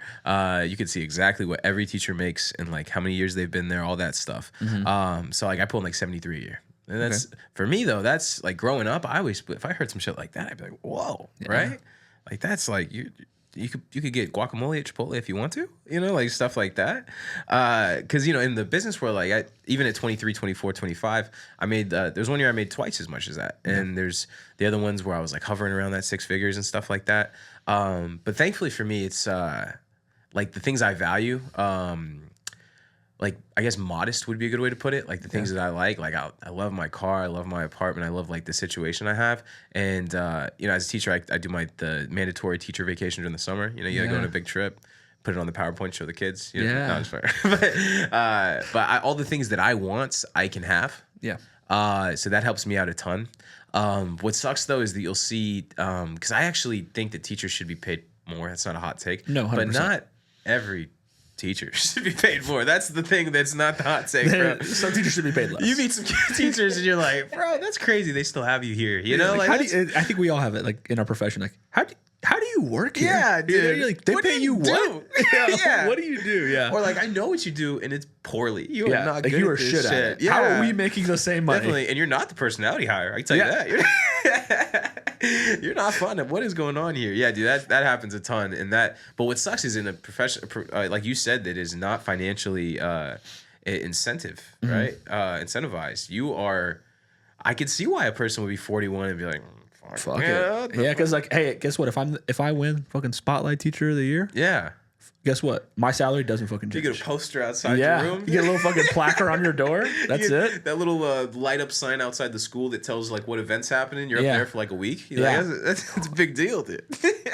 Good for me. Who gives a shit? No, dude. No matter that part's definitely tough, but to me, there's a bit of like comfort in that because I was in a profession where you'd see people get promoted and get things and you'd be like, how, why? Like there's no reason for this. Yeah. So it would breed such envy and resentment for sure, dude. Where you're like, this person's so nice, but fuck Tom. The hell? They gave him the #1 carrier in the company. What the fuck? Yeah, he doesn't even do anything. Tom hadn't done shit in fucking 4 years. Yeah. It's like no disrespect to my Yankee fans, but it's like, yeah, no one cares you won fucking all those World Series back in the 40s. Yeah. Like, you ain't done shit in 30 years. There's 4 teams, man. I hope that won. Yeah. Have you ever seen the thing that the Michigan football, they have 6 national championships from before football was like 100% established. So one of the championships they have is against the YMCA Boys Club of Ohio.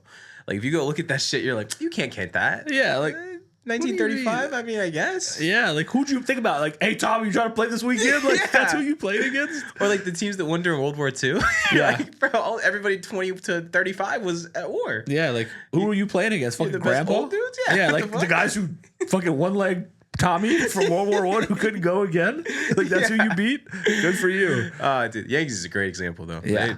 It just like that rallying off like your past success. It's definitely. Like, dude, what do you do? You ain't done like you ain't had a hot day, good week, good month, good day, like good second in 5 years. Like just breeding resentment. But I do need to point out that CFISD. If I had the same job I have and I lived in like East Texas, like those country ass rural parts, my mentor, he goes on all these church camps. He like speaks at them and stuff. Yeah. Incredible. I met him when I was at church camp. I was like 14. He was our leader guy. And that's my guy. And he told me about this guy that he met that makes $32,500 like for the same exact job.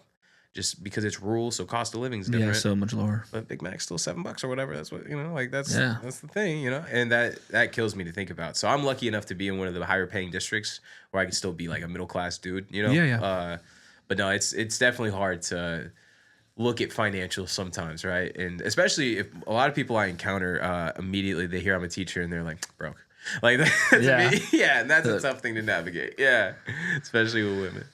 Especially with the ladies like, I know he's not getting me that AMG. I'll get this one. I can.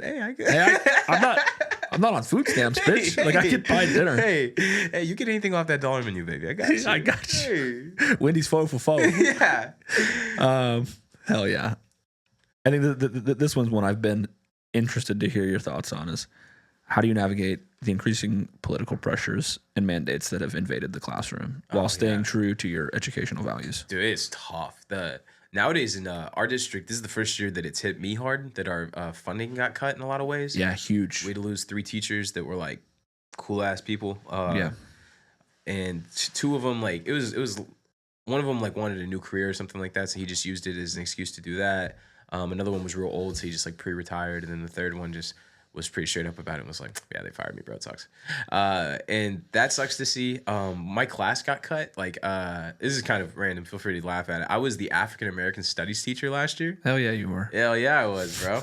Me and 17 young black students learning about their history. Hell yeah. And we had a good ass time. And I was so reluctant to take that job. Nobody wanted it. They said somebody has to teach it. It's a reflection of America as a whole anyway, that we don't have any black social studies teachers that are qualified to teach that class. So then they sent out an email and said, if no one takes it, we're going to randomly assign it to somebody. And I was like, well, there's no way that ends up good. Yeah. Dude doesn't want to teach this and is teaching it. So I took it, and man, we had a great year. Like me and those kids we grew tremendously. Hell yeah. And the thing that where I first caught their attention was probably the first few weeks. It took a while to like get them. We had a little roast off. Yeah. And and the way I reacted to it, I could tell I caught like the respect, and from there we just grew. We were talking about how cultures are different with celebrations, right? Mm-hmm. They're always shocked when I tell them I've been to a quinceañera. They're like, what? I'm like, bro, I grew up right by here. Like, you think we know Mexican girls in our classes? Like, I haven't danced in one, but I've been to a few. I've been to a few students. Like, it's such a beautiful celebration, right? Yeah. And then being able to ask them. So now it's to their perspective, right? Like things they know about. We're not talking about a Mercator projection. We're talking about any of y'all been to a quinceañera? Like, hell yeah, I have. Like now we're talking a little bit. And then I say, okay, so what do you do on your birthdays? Anybody in here? One of them's like, my whole family gets together. We get like 30 people. We have a cookout in the backyard. Like, that's beautiful. That's a big aspect of your culture, right? Mm-hmm. And I said, what do y'all think I do for my birthday?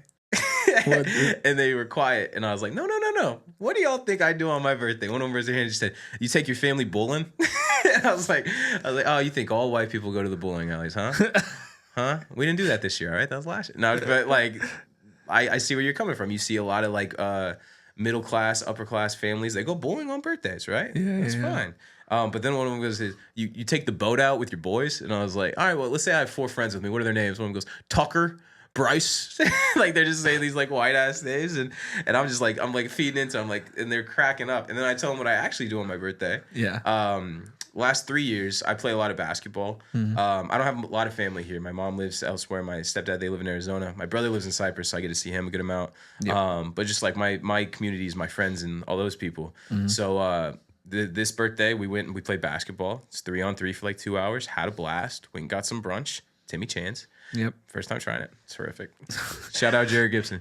And then we went and from there we went back to my place. We played 2K. We played Madden. We chilled out. And then for dinner, I went with the girl I was seeing at the time, and we had dinner. And I told them that, and then they were like, "What?" Bro, he's a normal person. They're like, "You're a human being? Like, this is crazy to me." And from there, I could just see from there on, like, they start talking a little more. We built this incredible relationship. I say all that to say, with a month left of school, they come to me and they say, "Hey, we don't have the funding anymore. We got to cut the class." And I'm like, "Really? The class I didn't want to teach already, and the class that I spent so much time this year, like, feeding into and building and like creating all these different projects and all these things to get the kids' attention." And they're like, "Yep." That's fucked. No emotion. Just, yeah, no, that's the class we're cutting. And so this was the first year I got to see it firsthand and actually be negatively affected by it. But dude, it's hitting rampant right now. They're hiring business people to do an education job. You can't do that. Yeah. Because you can cut costs. Anybody can cut costs. Yeah. If you don't know what the fuck the costs go to, you can cut costs. Yeah. Cutting costs is always easy. It's just what are the implicit secondary or tertiary downstream impacts of that? You know, it's like, oh yeah, we'll just like fire the cleaning staff for the building. It's like, well, and then who's gonna fucking clean? Definitely. Hey, they come Monday, Wednesday, Friday. Now they're just gonna come Tuesday, Thursday. You're like, that seems small, but shit's dirty. Like, yeah, definitely.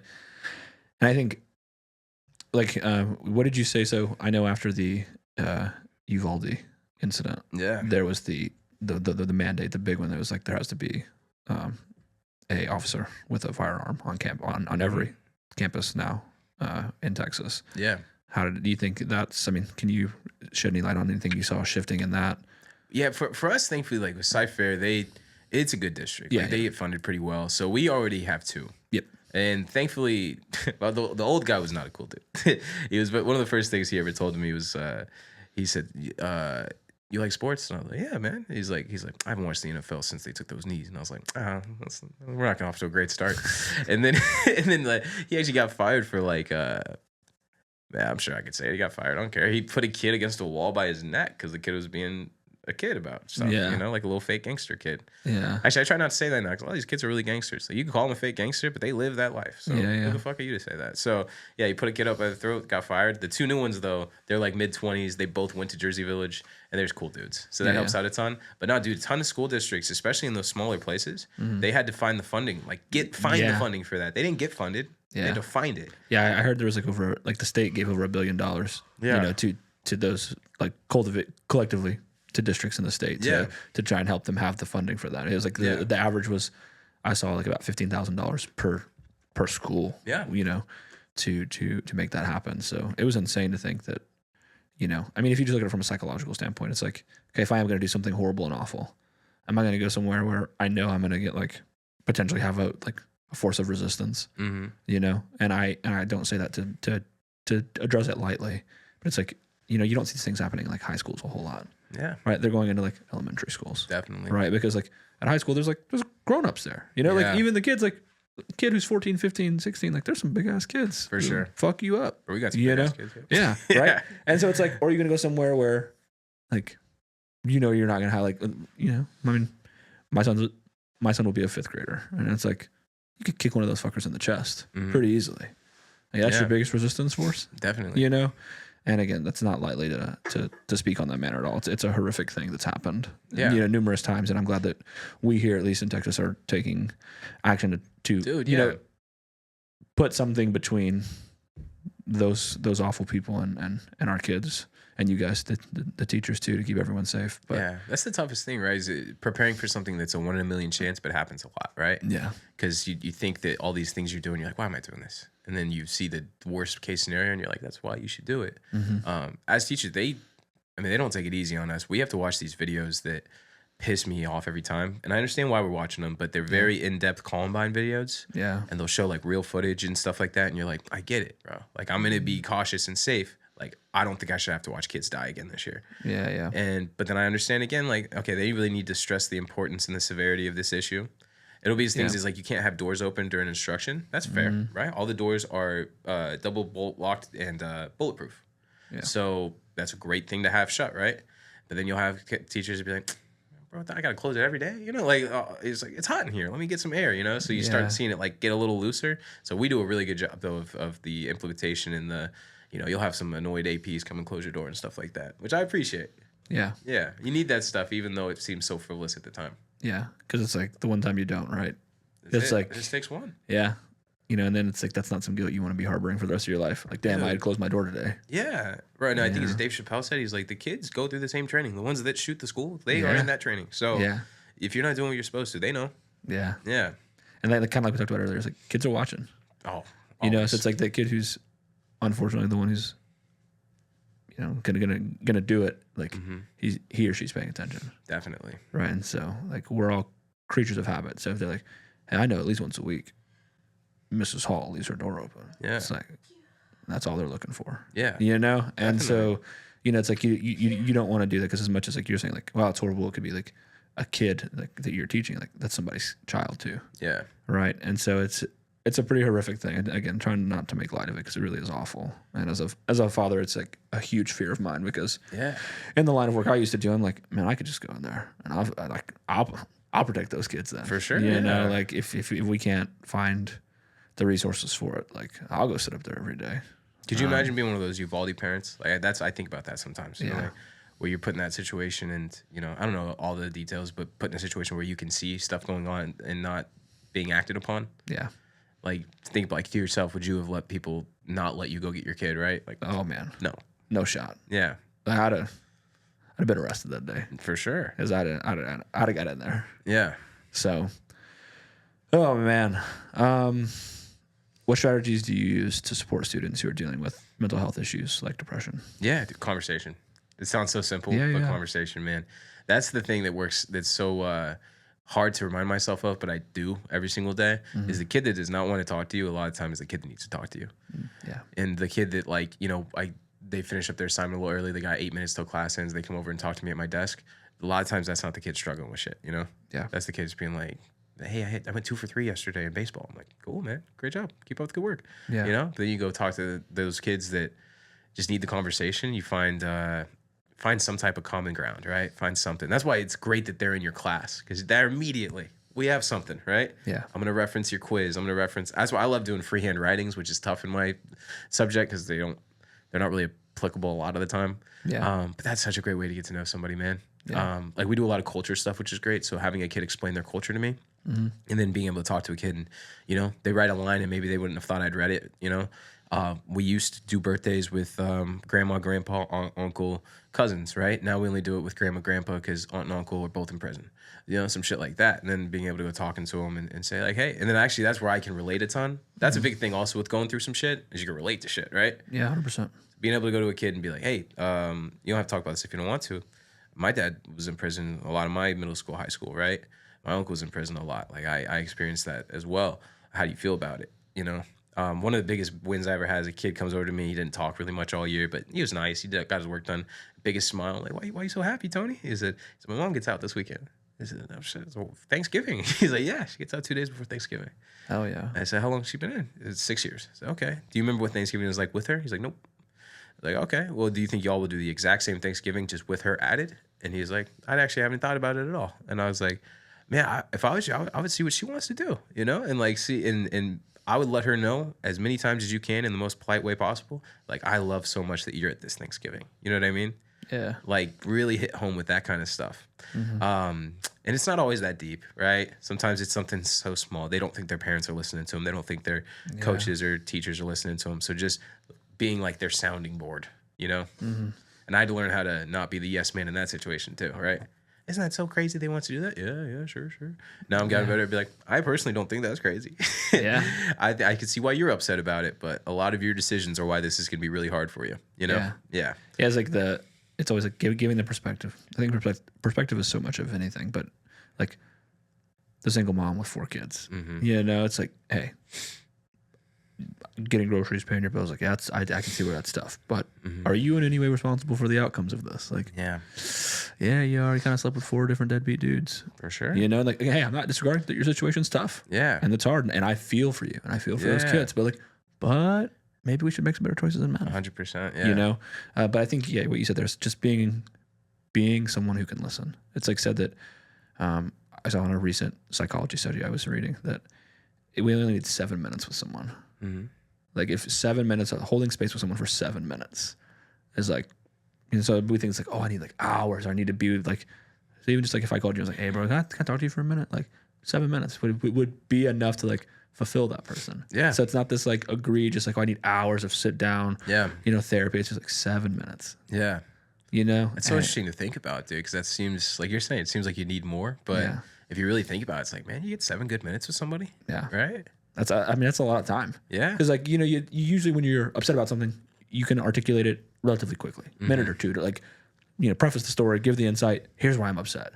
Right. And then someone to, make a couple of responses. And then, so it's like, you can cover a lot of ground in 7 minutes. Dude. Yeah. And so it's like, that can really give someone that like, okay. Like, things are okay. Yeah. Dude, and more than 7, sometimes you're getting inefficient with what you're saying. Exactly. Yeah. I just found that so interesting. So I like that you said like just being someone to listen, because like we can so easily underestimate the value of that, of just being there, being present, listening to someone. Having somebody feel heard is huge. Or even like they just exist, I do some dorky shit. I have to say every kid's name to them every day.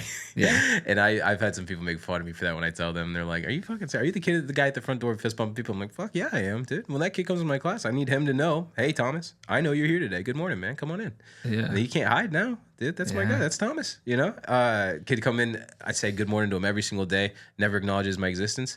2 years later comes over to me and he's like, you're my favorite teacher. You're like, okay, I appreciate that, man. You didn't say a fucking word to me, but I appreciate that. He's just like, he's like, fuck that dude. Yeah, he's like, good morning, fuck you. Yeah.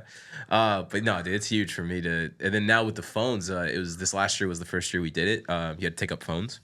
You'd think a lot of pushback, and there was at first, but I had a cool routine going where I'd have the kids come in, I'd have them start on a warm-up, and while they're doing the warm-up, I'm walking around, getting the phones one by one by one. That way they can't lie to me. And, you have some kids try. Like, I'll have my phone today. I'd be like, oh, where are those AirPods connected to? I'd be like, my phone. Yeah. All right. Yeah. You got me. But then being able to be like, hey, good morning, Thomas. Hey, good morning, Sarah. Good morning. Hey, how are you? Hey, how'd the game go? Just getting more FaceTime, stuff like that. Yeah, definitely. So we'll look into this one, like kind of impacts on looking at the future for you.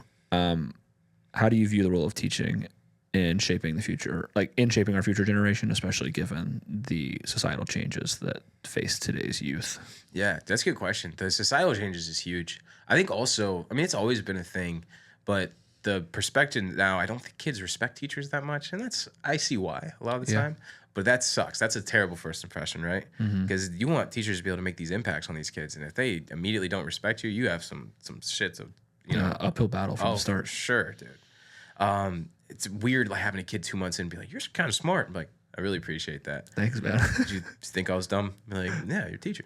Like, you're a fucking idiot. Yeah. You're doing this for a living. You're doing this. Yeah. And they're like, yeah, I got you, bro. But so I think just finding, and you got to adapt with the times too. One big thing for me is inclusion and everything, right? Yeah. I don't want anybody to ever feel bad for being who they are. And that can be, there's extreme versions of that, right? One big thing for me is I'll call a kid anything they want to be called. Like if they respectfully let me know, not like Nitro or some shit, right? Yeah. Not their rap name, but like if a kid comes over to me and is like, hey, there's ones where I had this student, I work really hard on this. You would just think this is a 14-year-old girl. She's very sweet. She dresses in pretty dresses and stuff like that. And nope, they want to be known as Tommy. And they want to be, that's Tommy. And I work hard on that. Okay, that's Tommy. They want to be Tommy. That's what they identify as. As long as they're not disrespecting anybody or fucking anything up, that's fine with me. A lot of old teachers have a big issue with that. And everybody has their different value system. Yeah. But in my head, I'm like, why would I hurt this 14-year-old confidence? Yeah. That one was a really tough one because I do, again, dorky shit. I do calls home once a week to kids that are doing good. Yeah. It's just the whole concept. Like, hey, you usually get calls that are bad, right? Yep. Hey, try not to use specific names, trying to search them up each time. Hey, Seth came to class every day and did his work every day.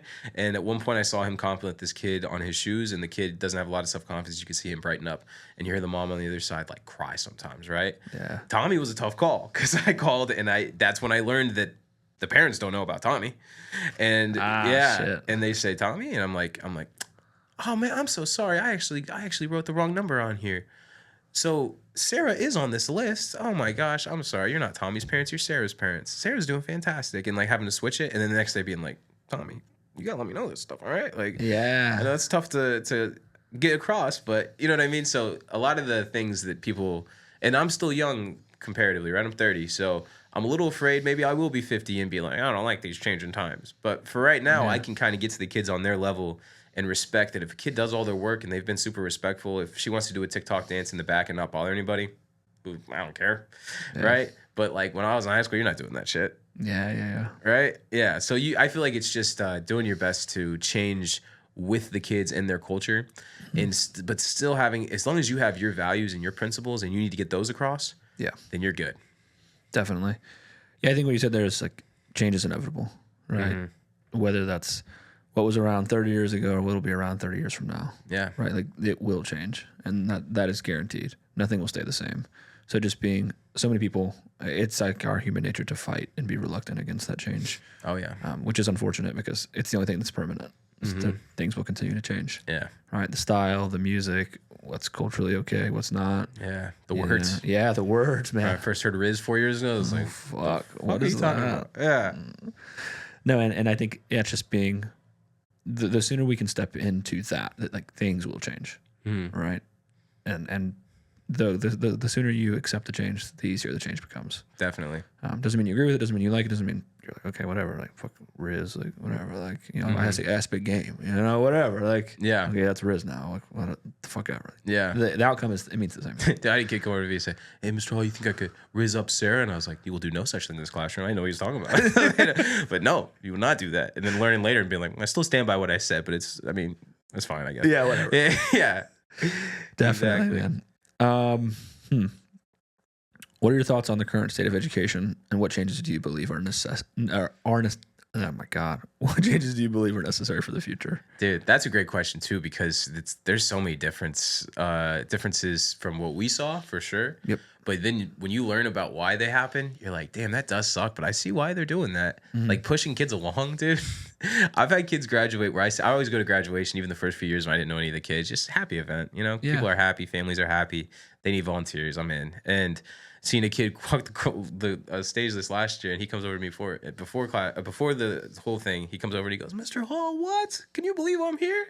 I didn't do shit in your class. And I was like, no, you didn't. You failed my class. I don't know what happened. Yeah. And just laughing with him and stuff. Then him getting on stage and then talking to the counselor next to me, maybe I'm like, hey, how did he pass and stuff? And they're like, well, he never passed those two specific social studies classes, but he's 19, and you know, like we gotta there's no reason to have him complete all this. It's not going to help him. Let's get him some job training, and let's get him out in the world with a diploma. Yeah. And you're like, man, I can't really argue with that logic. Like that kid being in school and being in world geography for a third time is not going to do anybody good. Yeah. Like the other students, the teacher, like him personally. So they just kind of push these kids through, right? And you see it a lot in public high schools for sure. Yeah. It's so interesting to see the differences between like I love the show The Wire. Have you ever seen it? Mm-hmm. Oh, dude, just did a rewatch. Such a good show. And you see it all there too. When Presbo becomes a teacher, all that same stuff still happens. Like all these kids, they just push them along. And most kids don't really get what they need, right? One thing that you might be aware of or maybe are not is the SPED program has changed completely. So now there's very few kids that are in a special education classroom. Now a traditional classroom, like we call it on level, they just put special education kids in there. And they're like, we just want you, to be socialized and to be able to, just like live a regular life. So here you're in this class. And I've had kids come into my class in that situation. They can't read. Like they're 14 and they can't read at even like a third grade level. And I'm just like, okay, well, if I can't read a third grade level and I'm given 4 paragraphs of text to look at, I'm not going to do that. Yeah. I'm going to be annoying. I'm going to talk to my boys. And so things like that. Dude, that's where we referenced earlier, like the closest I've ever even come to like a physical thing with a kid is for me, safety's big, right? Yeah. And I try to, one bit tough thing as a teacher always is, and you'll see all like the jokes and the memes and stuff, and there's videos of teachers being like, I'm a man first, you talk to me like that, I don't care if I'm a teacher, I'm a man. And then they like fight a 14-year-old. That shit's so funny to be like, bro, you might be a man, he might be disrespectful, but be a fucking man and be like smart about this. But I had one where it was 2 of those kids that should not be in a traditional classroom, and one's very large, one's very small. One's like 6'3", 250, 16 years old, but like, man, should play football, doesn't because he doesn't care about things. And then the other one's like 5'4", super smiley with like braces and like just joking around, never taking anything seriously. And they're best friends. And one day the small one messing with the big one and like hitting him in the nuts. And the big one saying, if you hit me in the nuts again, I'm gonna beat the shit out of you. And me being like, guys, like separating, I'm doing everything I can. But then I got to go help the other 24 students, right? So I still go help those students. I turn around, big one's got the little one by his neck against the wall, punching him in the face. And I'm like, oh, fuck. So I like run over. I felt like Superman. I jumped over a desk, dude. I was in my little bag there, dude. Separated him. The small one's still talking shit. So I pull him across and he's like, yeah, you're a bitch. Fuck you. You think you're tough. And I'm like, stop it. Bro, please. You're just getting him madder. And I'm doing everything I can to like hold this kid back, right? And like, he's twice my size, bro. I'm not a huge dude, man. I'm like 5'8", 200. This kid outweighs me, is taller than me, and I'm trying everything I can, and I can't get it. Like, he's about to get past my grasp and go beat the kid up again. Yeah. So I sent him with a quick little judo toss. Just a little one. Just like a small one. Pretend it was like the fracas that made us fall. And I'm just on top of him holding him like, hey, chill, relax, we're good. And he's like, he stops fighting, and he's like, I'm sorry. And I'm like, oh, yeah, it's okay. APs come in, cop comes in. 10 minutes later. Like, what the fuck, bro? What the, like, fuck. And I got in a little bit of trouble. Like, I wasn't supposed to grab the student or do anything like that. Yeah. So my argument was, if they didn't come for 10 minutes, like, was I supposed to, like, sit back and watch that kid get beat up and just be like, damn, man, I wish our APs got here faster. That'd be crazy. Man, you're getting beat up. That sucks. Yeah. All right. It's kind of one of those, like, damned if you do, damned if you don't things. Oh, definitely, dude. And again, but all of that stemmed from these, and I mean, I might be looking into it too deeply. Those kids should not have been in that classroom. Yeah. They're not at that education level. They're not at that ability to learn. And all it does is frustrate them and makes them act out. And then the next thing you know, they're beating each other up. Yeah. Yeah. That's intense, man. Holy shit. Yeah, I joke about it and like have some levity to it, but terrifying situation, man. Like you can imagine, right? Yeah, no, I distinctly remember when like we were in school, like, they had their own class, you know, their own whatever. You'd see those like their own lunch table, 21, 22-year-olds like still in there, you know, hanging out, but like they were in like 9th grade. And I think at a regular level, it's like I think there is always like there's pros and cons to everything. There's pros to like pushing them along, just getting them through. Yeah. Right? But there's also, like you said, negatives, right?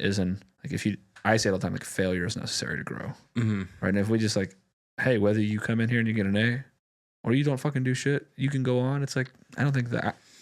It's a wrong lesson. Yeah, it's a bad lesson. Wrong lesson, 100%. Like, there needs to be the consequence because in the real world, right? Like, you don't fucking show up to work, like, you can get fired. Definitely. Like, you're not, like, it's not you getting the bonus because you didn't show up to work. Yeah, you're 10 minutes late every day, get fired. That's just how it happens. You're 10 minutes to class every day. That's what sucks. Back in my day.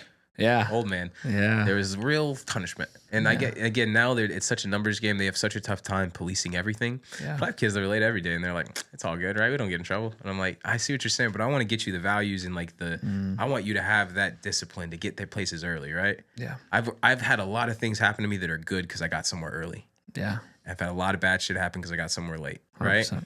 So that's why I try to get to them and, like you're saying, again, if you're at work, and one of my other mentors, her name is Mrs. Goins. She's dope. She was with me my first year. She teaches those special education students in particular. Yep. So in those big classes, she's there to help out with those, but then also she helps out with everybody. She's dope. Yeah. But she'll tell a kid that, and like that's what me and her were like. It was Batman and Robin. We were both Batman, actually. It was the best, bro. I had the kindness and all that stuff, and if it needed to happen in a snap, she'd say, you think that's going to fly in the real world? Like what you just did right now. Like the way you just talked to him. You think that's going to work in the real world? She's like, you're not going to have a job for a long time, and you're not going to be successful whatever job you have. And I'm behind her just like, yes. Yes, ma'am. No, yeah, I think, yes. Again, I get it. Like, it has become a numbers game. And that's unfortunate because it does do a lot of kids an unfortunate disservice. Right? Yeah. Where if we could police it up and put them through a little bit of a quote unquote hardship, like hold them back. Yeah. You need to fail. Like you don't get to pass go collect $200. Like you didn't meet the requirements. Or you're 19, you're a sophomore. Let's look at your actions and see what we can do about that. Exactly. Right? Yeah. Yeah. And rather than like, oh hey, like let's get him out of here. Like 100%. Like maybe there is a lot of like unintended consequences of that, right? Yeah. Like, hey, he could interact negatively with a 15 or 14-year-old, like, because he's a fucking grown man now, essentially. Mm-hmm. Like, yeah, you're 100% right, he could. It's like, but if we had taken action at 15, maybe there's something. Yeah, something like you can't even begin to like see the like domino effect of changes that could have been present if we had done the right, or shit, or even at 10. Yeah. Like he hasn't passed a class since he was 11 years old. What do you mean? Definitely. You know, like We middle just school, high taught him school, this same is thing. cool. Yeah. This is all good, man. You know, so I think things like that, yeah, are, I mean, back in our day, it's like, Yeah. it just, I don't agree with it at all. You know, and as a parent, I'm like, I don't want my son to be just pushed along. Like, hey, you didn't do what you were supposed to do. You don't get to go on. Mm-hmm. Like, yeah, you have to show up next year when all your friends go to middle school and you're still in 5th grade because you didn't figure it out. That sucks, right? Yeah. Now take this pain that you feel in 5th grade for the second time and use that in the future to be on time, be accountable. I think the most mind-blowing one to me recently was like the homework thing. It's like I don't know if it's at the, I guess I can ask, is it at the high school level? Are y'all no homework too? Yeah, we don't. Yeah. That's fucking insane, bro. Yeah. I actually, this might be my my hippie mindset. I love the no homework shit, dude. I think for you, because like it's more shit for you to work. Oh no, I just mean as a kid. I feel like, man, you're at school for 7 hours a day. Like if your teacher couldn't get everything across to you in 52 minutes, but you know what? That's from my frame of the classes I teach. Yeah. For like calculus and stuff like that, homework's vital.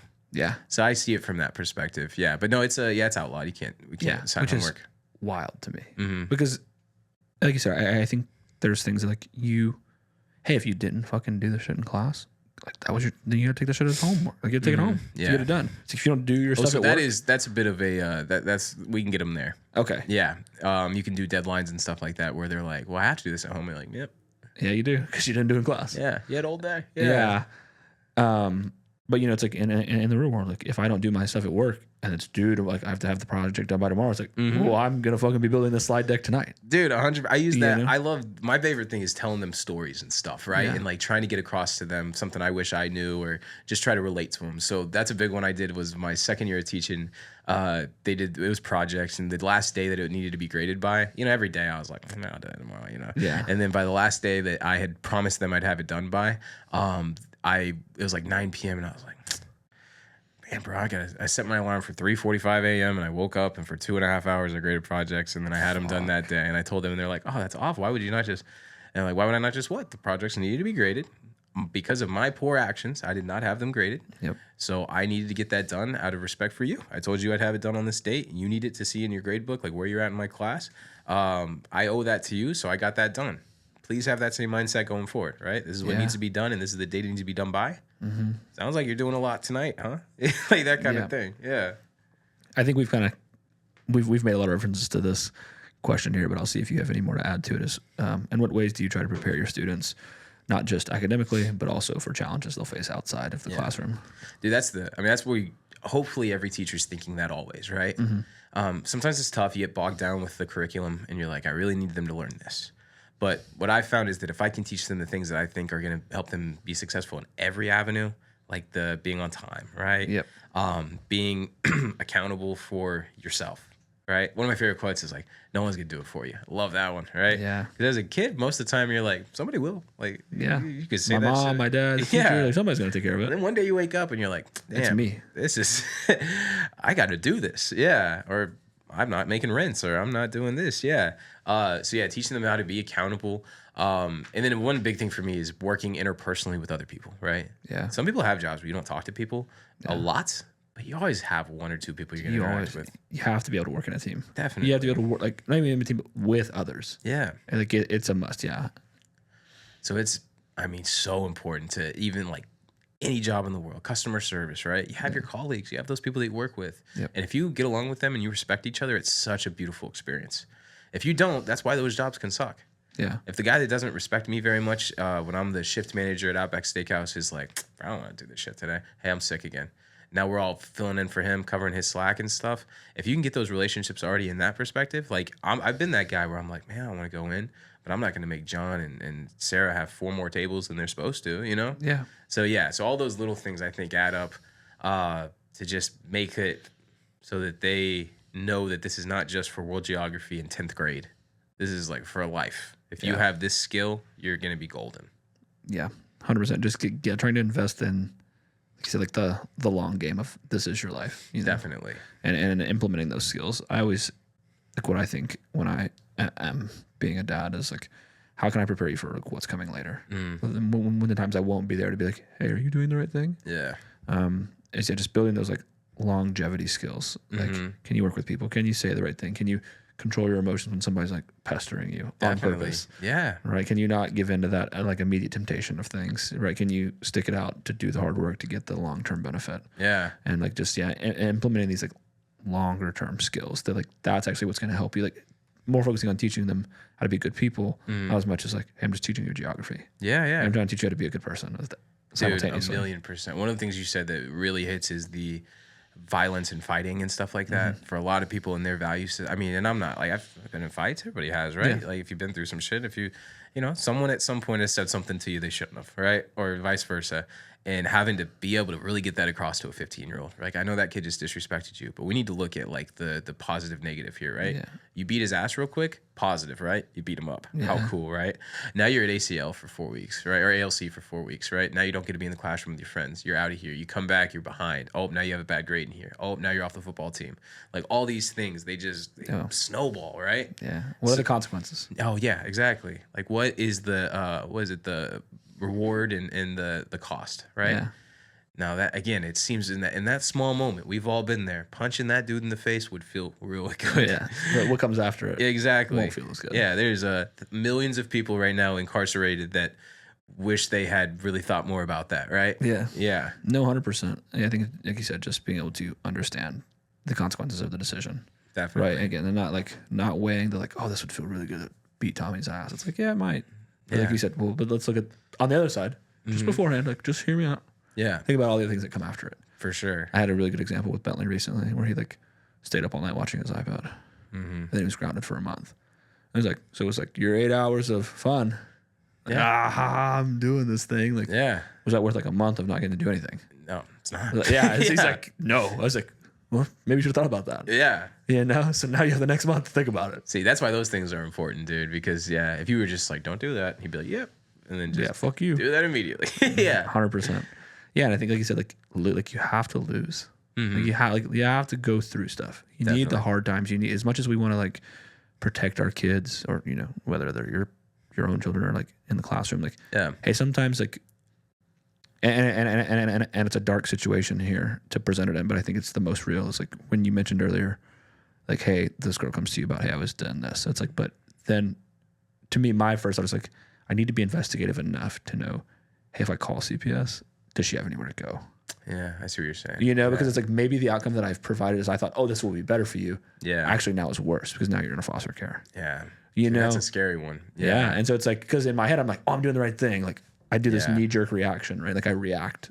And I think something I've been saying a lot to people lately is like, I want to be more responsive and less reactive. Like I want to be able to respond to a scenario. I don't want to react to it. Yeah, definitely. And it's, just because, like I said, you don't know. Maybe it's like it seems like I'm doing the right thing, but actually, unintendedly, I've made the situation way worse. Definitely, yeah. That's a great way to put it. Because if you're being reactive to things, like you are never in the driver's seat. You are never the one. I used to have a boxing coach that was perfect with that, where he's just like, if you're the whole time you're letting them dictate everything, you're just getting beat up. Yeah. Right. But if you put yourself in a position to be able to see what's coming and be able to like navigate that, that's huge.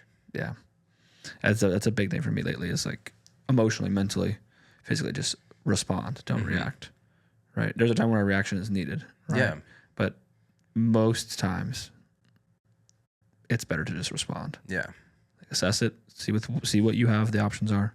And then respond. It's like that short term, long term, right? Short term reacting seems good. Yeah. Right? It feels good. Yeah. And then like you can apply it to everything. Like, with that Tommy's being a dick, you want to punch him in the face. Or, you're getting down with your girl and she says like, oh, yeah, hey, don't pull out. Like, yeah. Hell yeah. And they're like, oh, fuck. Hell no. Yeah, hell no. The old Lil Wayne, the latex one. Yeah. That one always resonates. It's real. It's real. Yeah. Better wear latex to get that latex that I think I'm late. Yes. Text, right? Bars. I remember. That man is a poet. Yeah. Literally laying it down quite too real.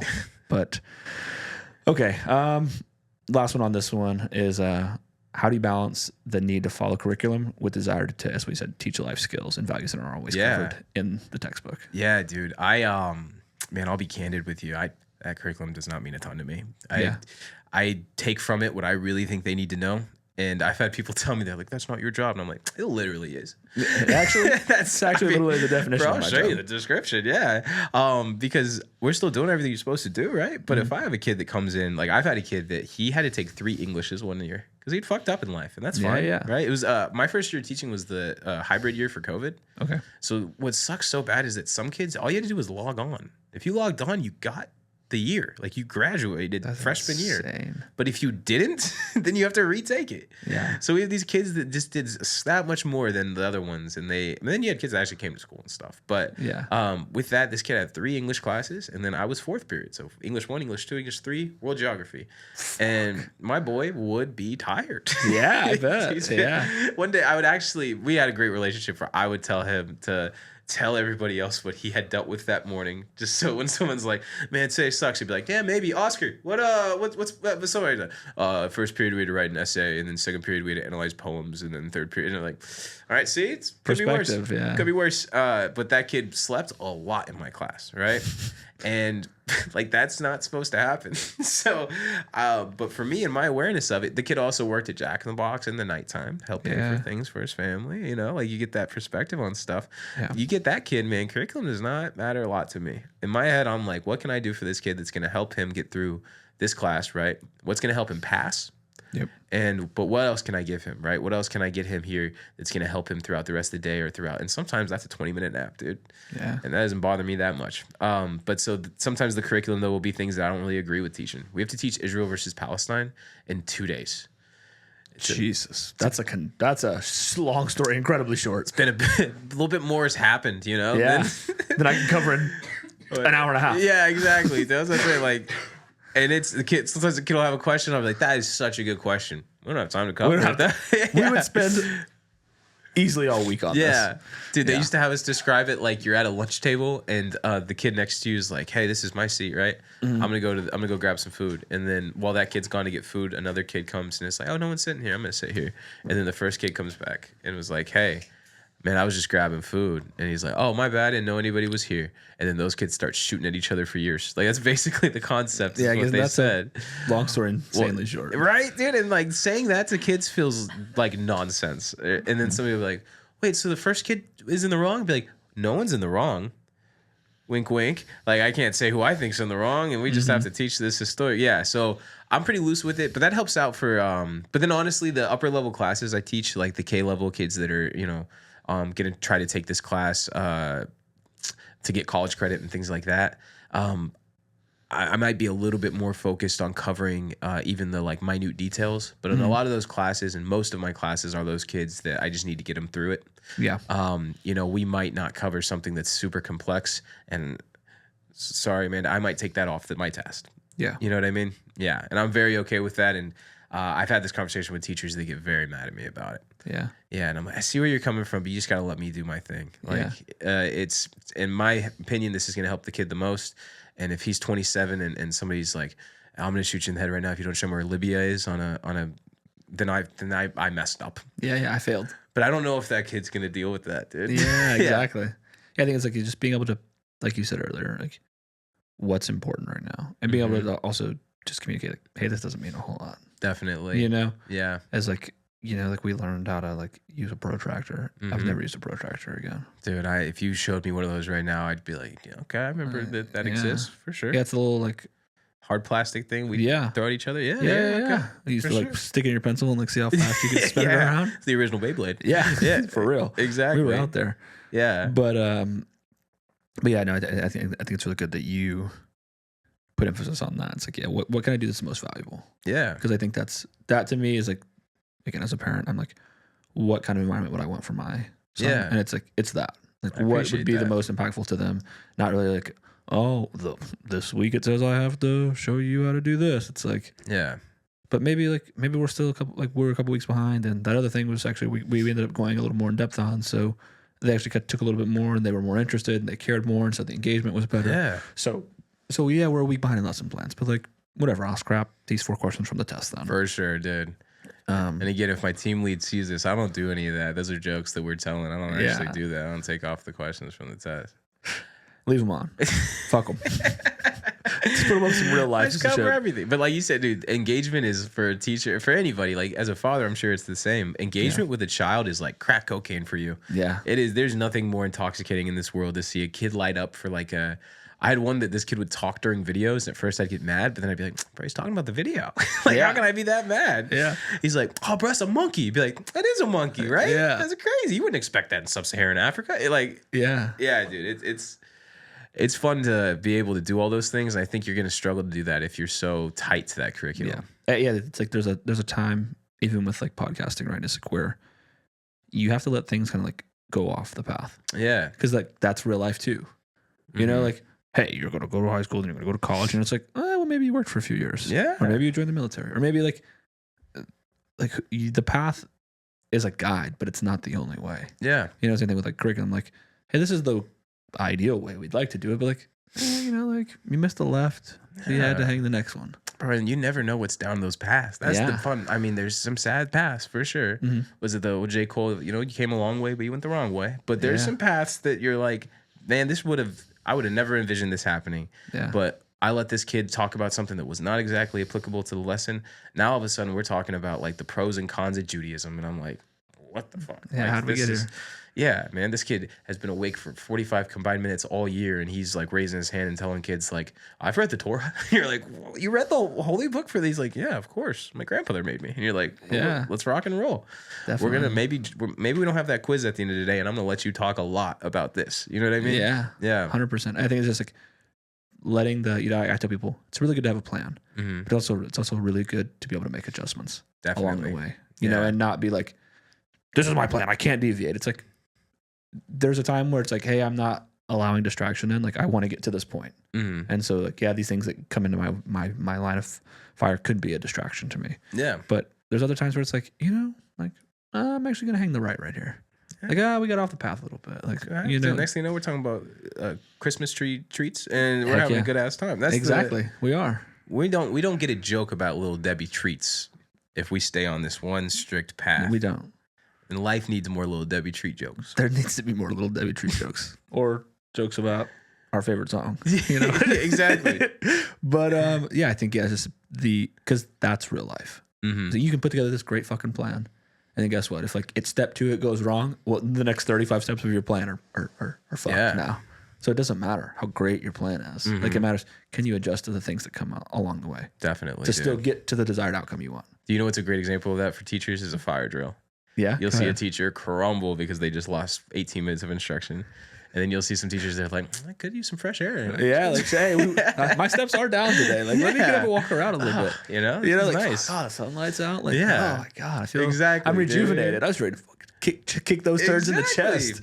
And we needed this. Like, this is God had a plan for us today. Like shit like that. Yeah. Look it out. I appreciate it. I'm not a super religious guy. There's a teacher I know it's my mentor lady, Mrs. Goins. She's dope. She says that's God a lot, and I love it. Like it'll be things like that. Like the smallest thing that happens, she'll be like, I came here today. There was no red lights, all green lights. That's God. That's God.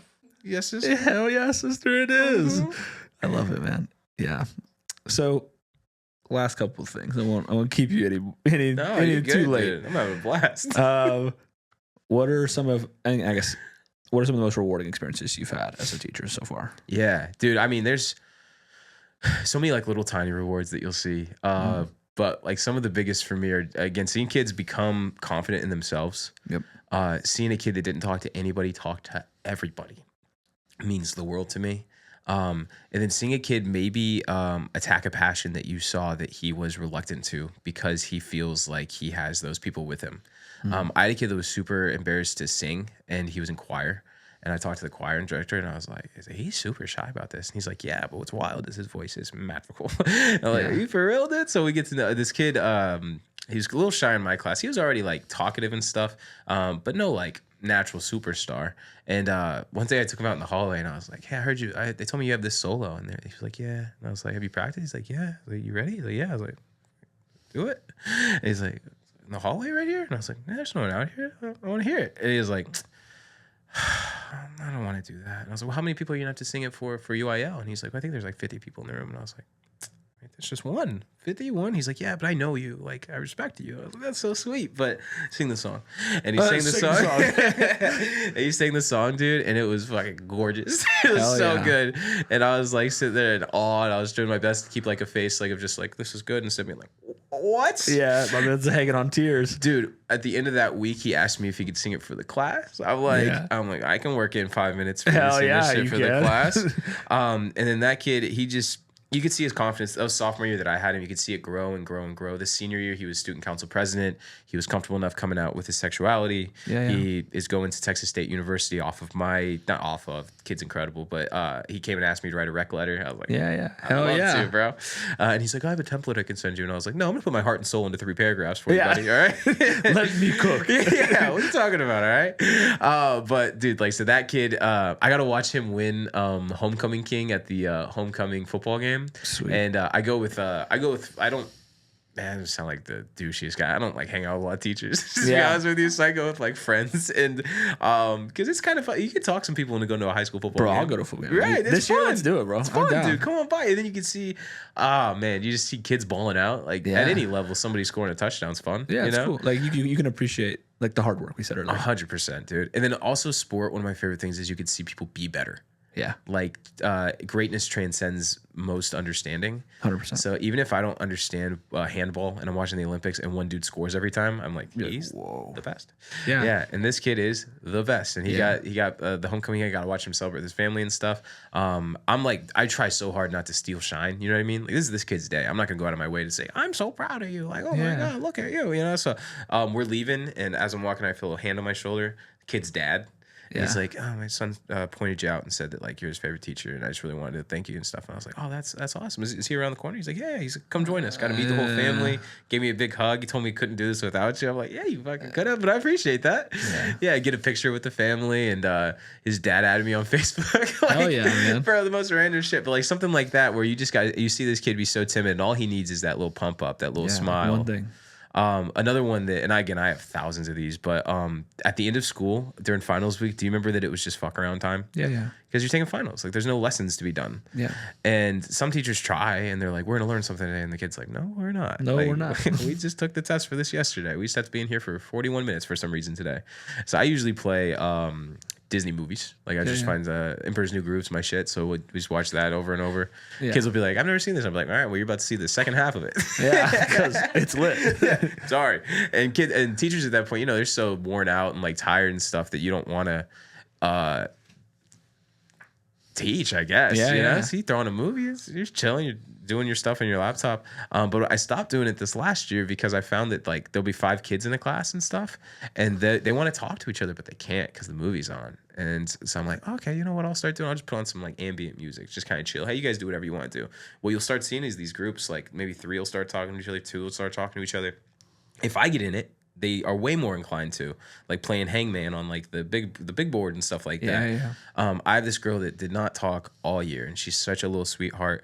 She's like 4'5", and she wore the same like lime green sweatsuit every single day, and just did not want to be seen by the world. Yeah. And I would talk to her, and she would not want to be talking to me. And that's okay. I have an art wall in my classroom because there's so many ways for a kid to show they're good at something. So I love them being able to like paint me some shit or just whatever. Mm-hmm. She had drew me a bunch of stuff throughout the year, but it's all you know, it's unorthodox, like skulls and stuff like that. Yeah. Turns out she's super into like Halloween and skulls and stuff. She tells me about this thing called Underworld. Have you ever heard of that? Mm-mm. Oh man, it is a very specific thing it's like this entire comic world that somebody created, and these kind of outcasts of the world really sponge to that because you get to be a character in it and interact with people but not be yourself. Yeah. So that day it's only her and another girl, and she comes and she's like, can I show you my artwork? And I was like, of course. Like I would have a bunch of them on the wall. She's like, no, I want to show you the world I created. I was like, I'd love that. She starts talking to me about it. A girl like 2 or 3 rows over that has not really been super chatty all year either overhears, and she's like, are you talking about Underworld? And like she's like, yeah. She's like, can I come? I was like, yeah. So then us 3 are doing it, and they're like super passionate. I don't know what the fuck they're talking about, dude. They're mentioning characters and situations, and I'm just nodding. I'm like, yeah, that's awesome. I love that. You love that, you know? Like that's all it takes. This is 7th period. The bell rings for them to go to the bus. It's them 2 and like 2 other kids. And I was like, man, I'm gonna be on my teacher shit. I'm like, hey, Ashley, would you be comfortable? Y'all two are the only ones riding the bus in this class. Are y'all cool if y'all walk together like to the buses just to make sure? Like when it's really late in the school year like this, there's not a lot of supervision out there, so it's kind of crazy in the hallways. And she's like, that's okay. And then they walk, and then I had to go do something in the front office. I go grab some shit. I see them walking like next to each other, like joking and stuff to the bus, and like that shit, dude, that made me like, man, like when destiny gives you the chance to like, dude. Right, just that little push, that little nudge, and that was last year. This year, I saw them in the hall all the time. Yeah, and they'd come by together and say hi to me and stuff like that. Give me more drawings. Yeah, that's the kind of shit that, man, you could put up with a lot of nonsense if you get to see that. Yeah, no, definitely. I think that's really impactful and powerful. Oh man,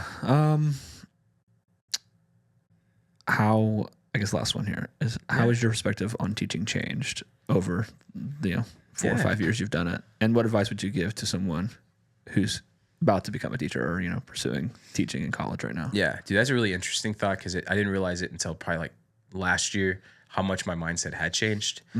There's a lot of things that I always thought was like lame, like as far as certain levels of obedience. I was like, come the fuck on. This is too much. Yeah, dude, that's too much. Like, there's no need for that.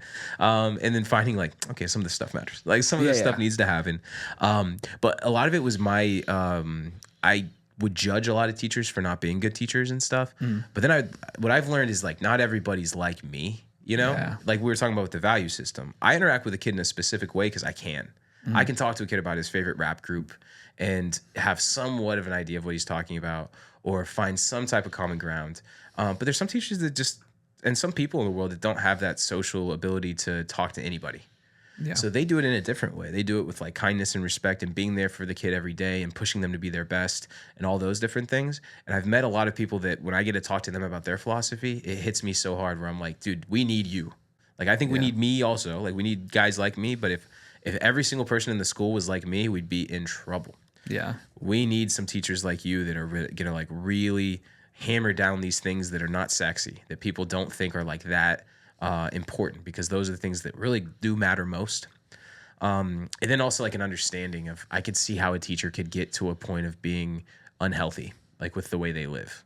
If you let that shit get to you, like it's going to mess up your mind, and it's going to mess up your body. And then you're going to start having those bad physical habits, and you're eating out for all these different meals. You're not moving. And then all of a sudden you're the teacher that they are mean to. They call the seacher, right? They're just seated the whole time. Yeah. Or I used to reference, I would always call them PowerPoint teachers. Yeah. Hey, PowerPoint's up. Check it out. I'm over here if you need me. Don't need me. Like that kind of teacher.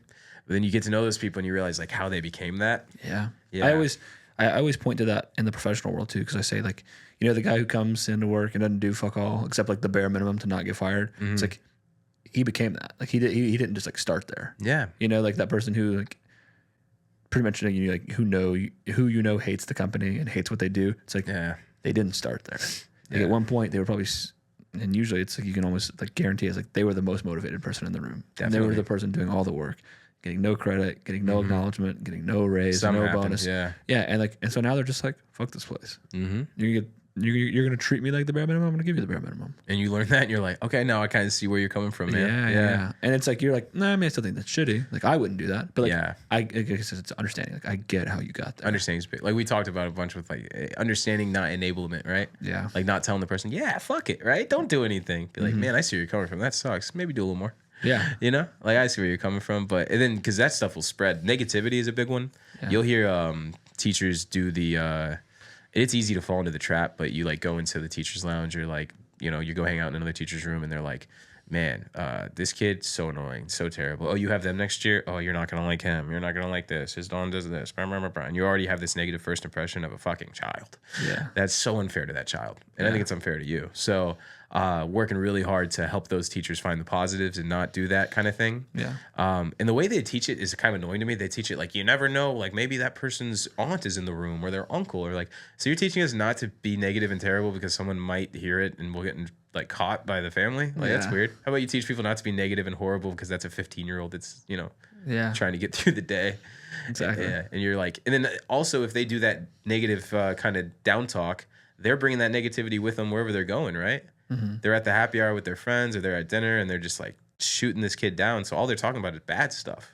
Yeah. Dude, how about we talk about some good shit that happened today, right? Definitely.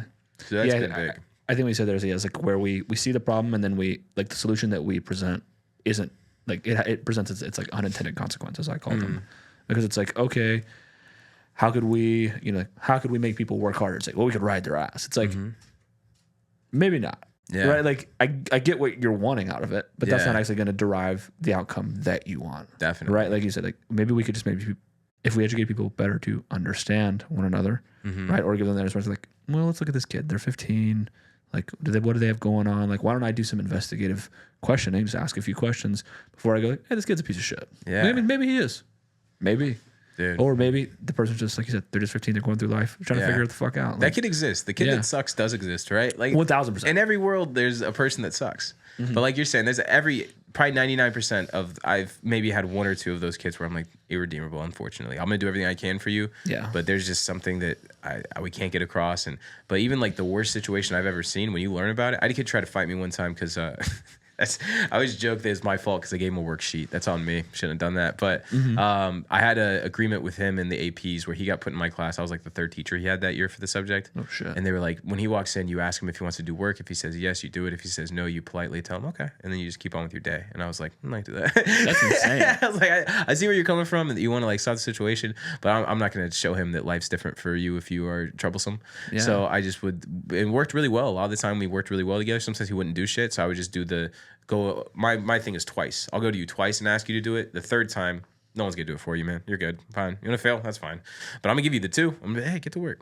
Hey, man, you got a big game coming up, right? If you fail this test, you don't have that big game up. Get to work.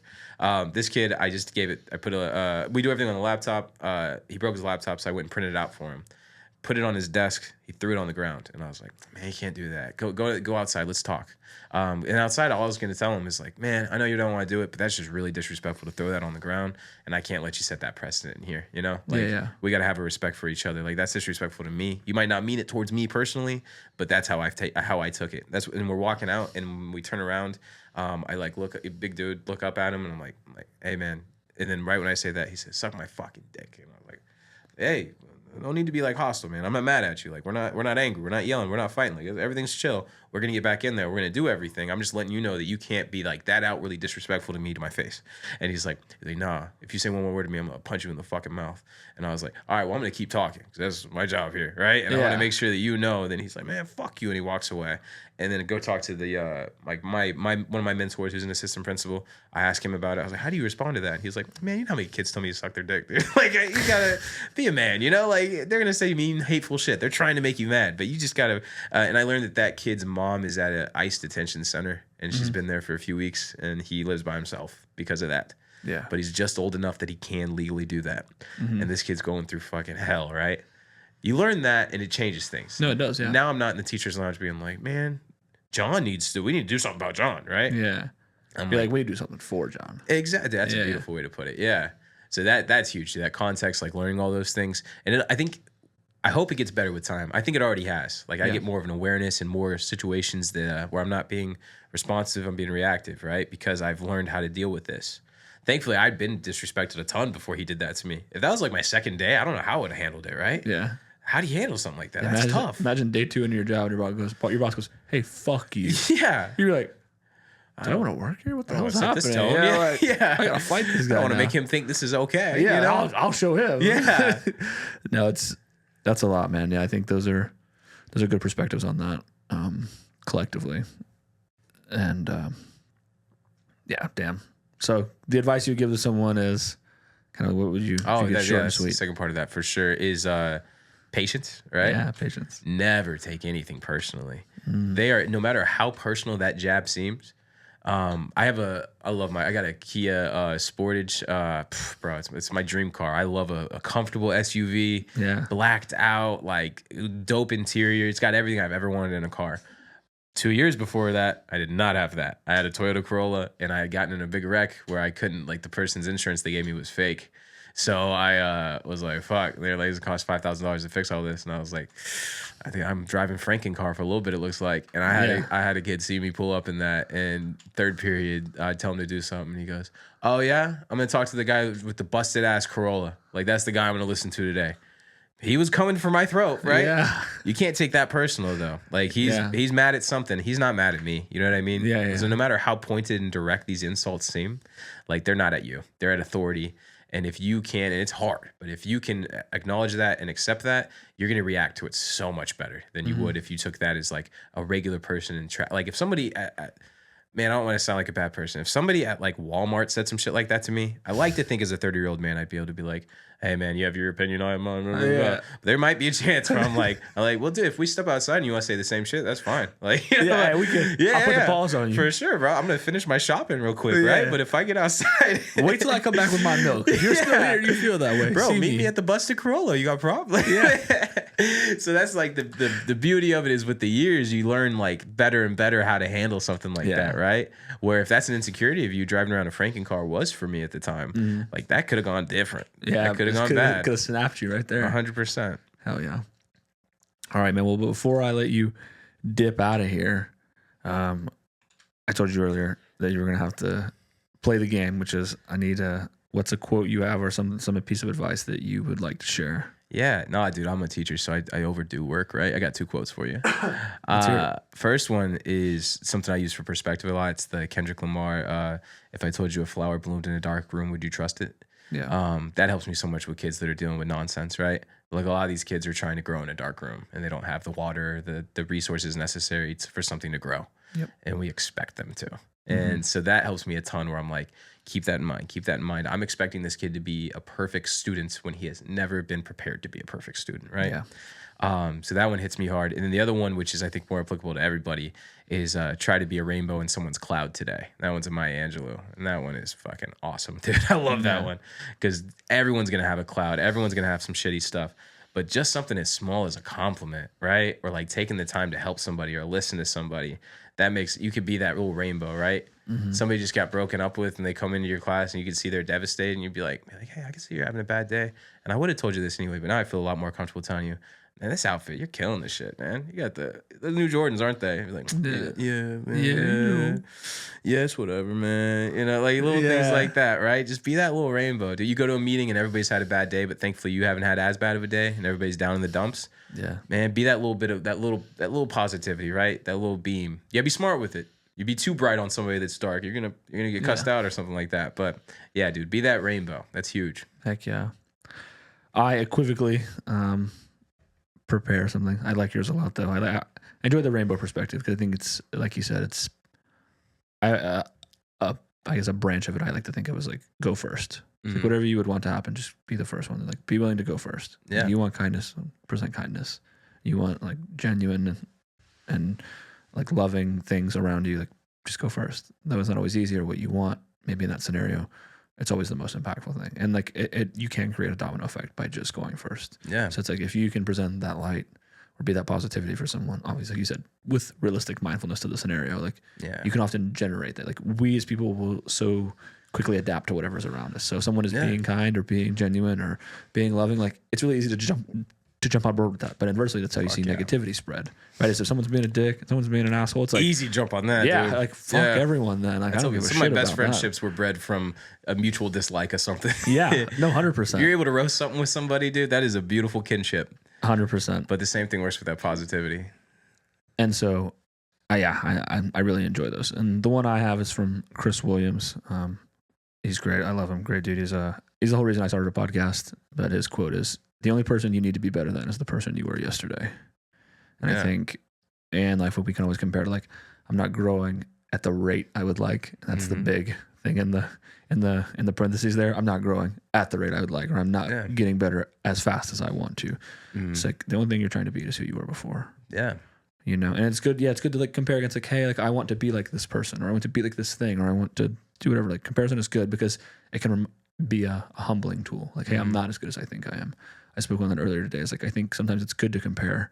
There's always like comparison's a thief of joy. It's like or it's the humility to remind you that you're not as great as you think you are. Yeah.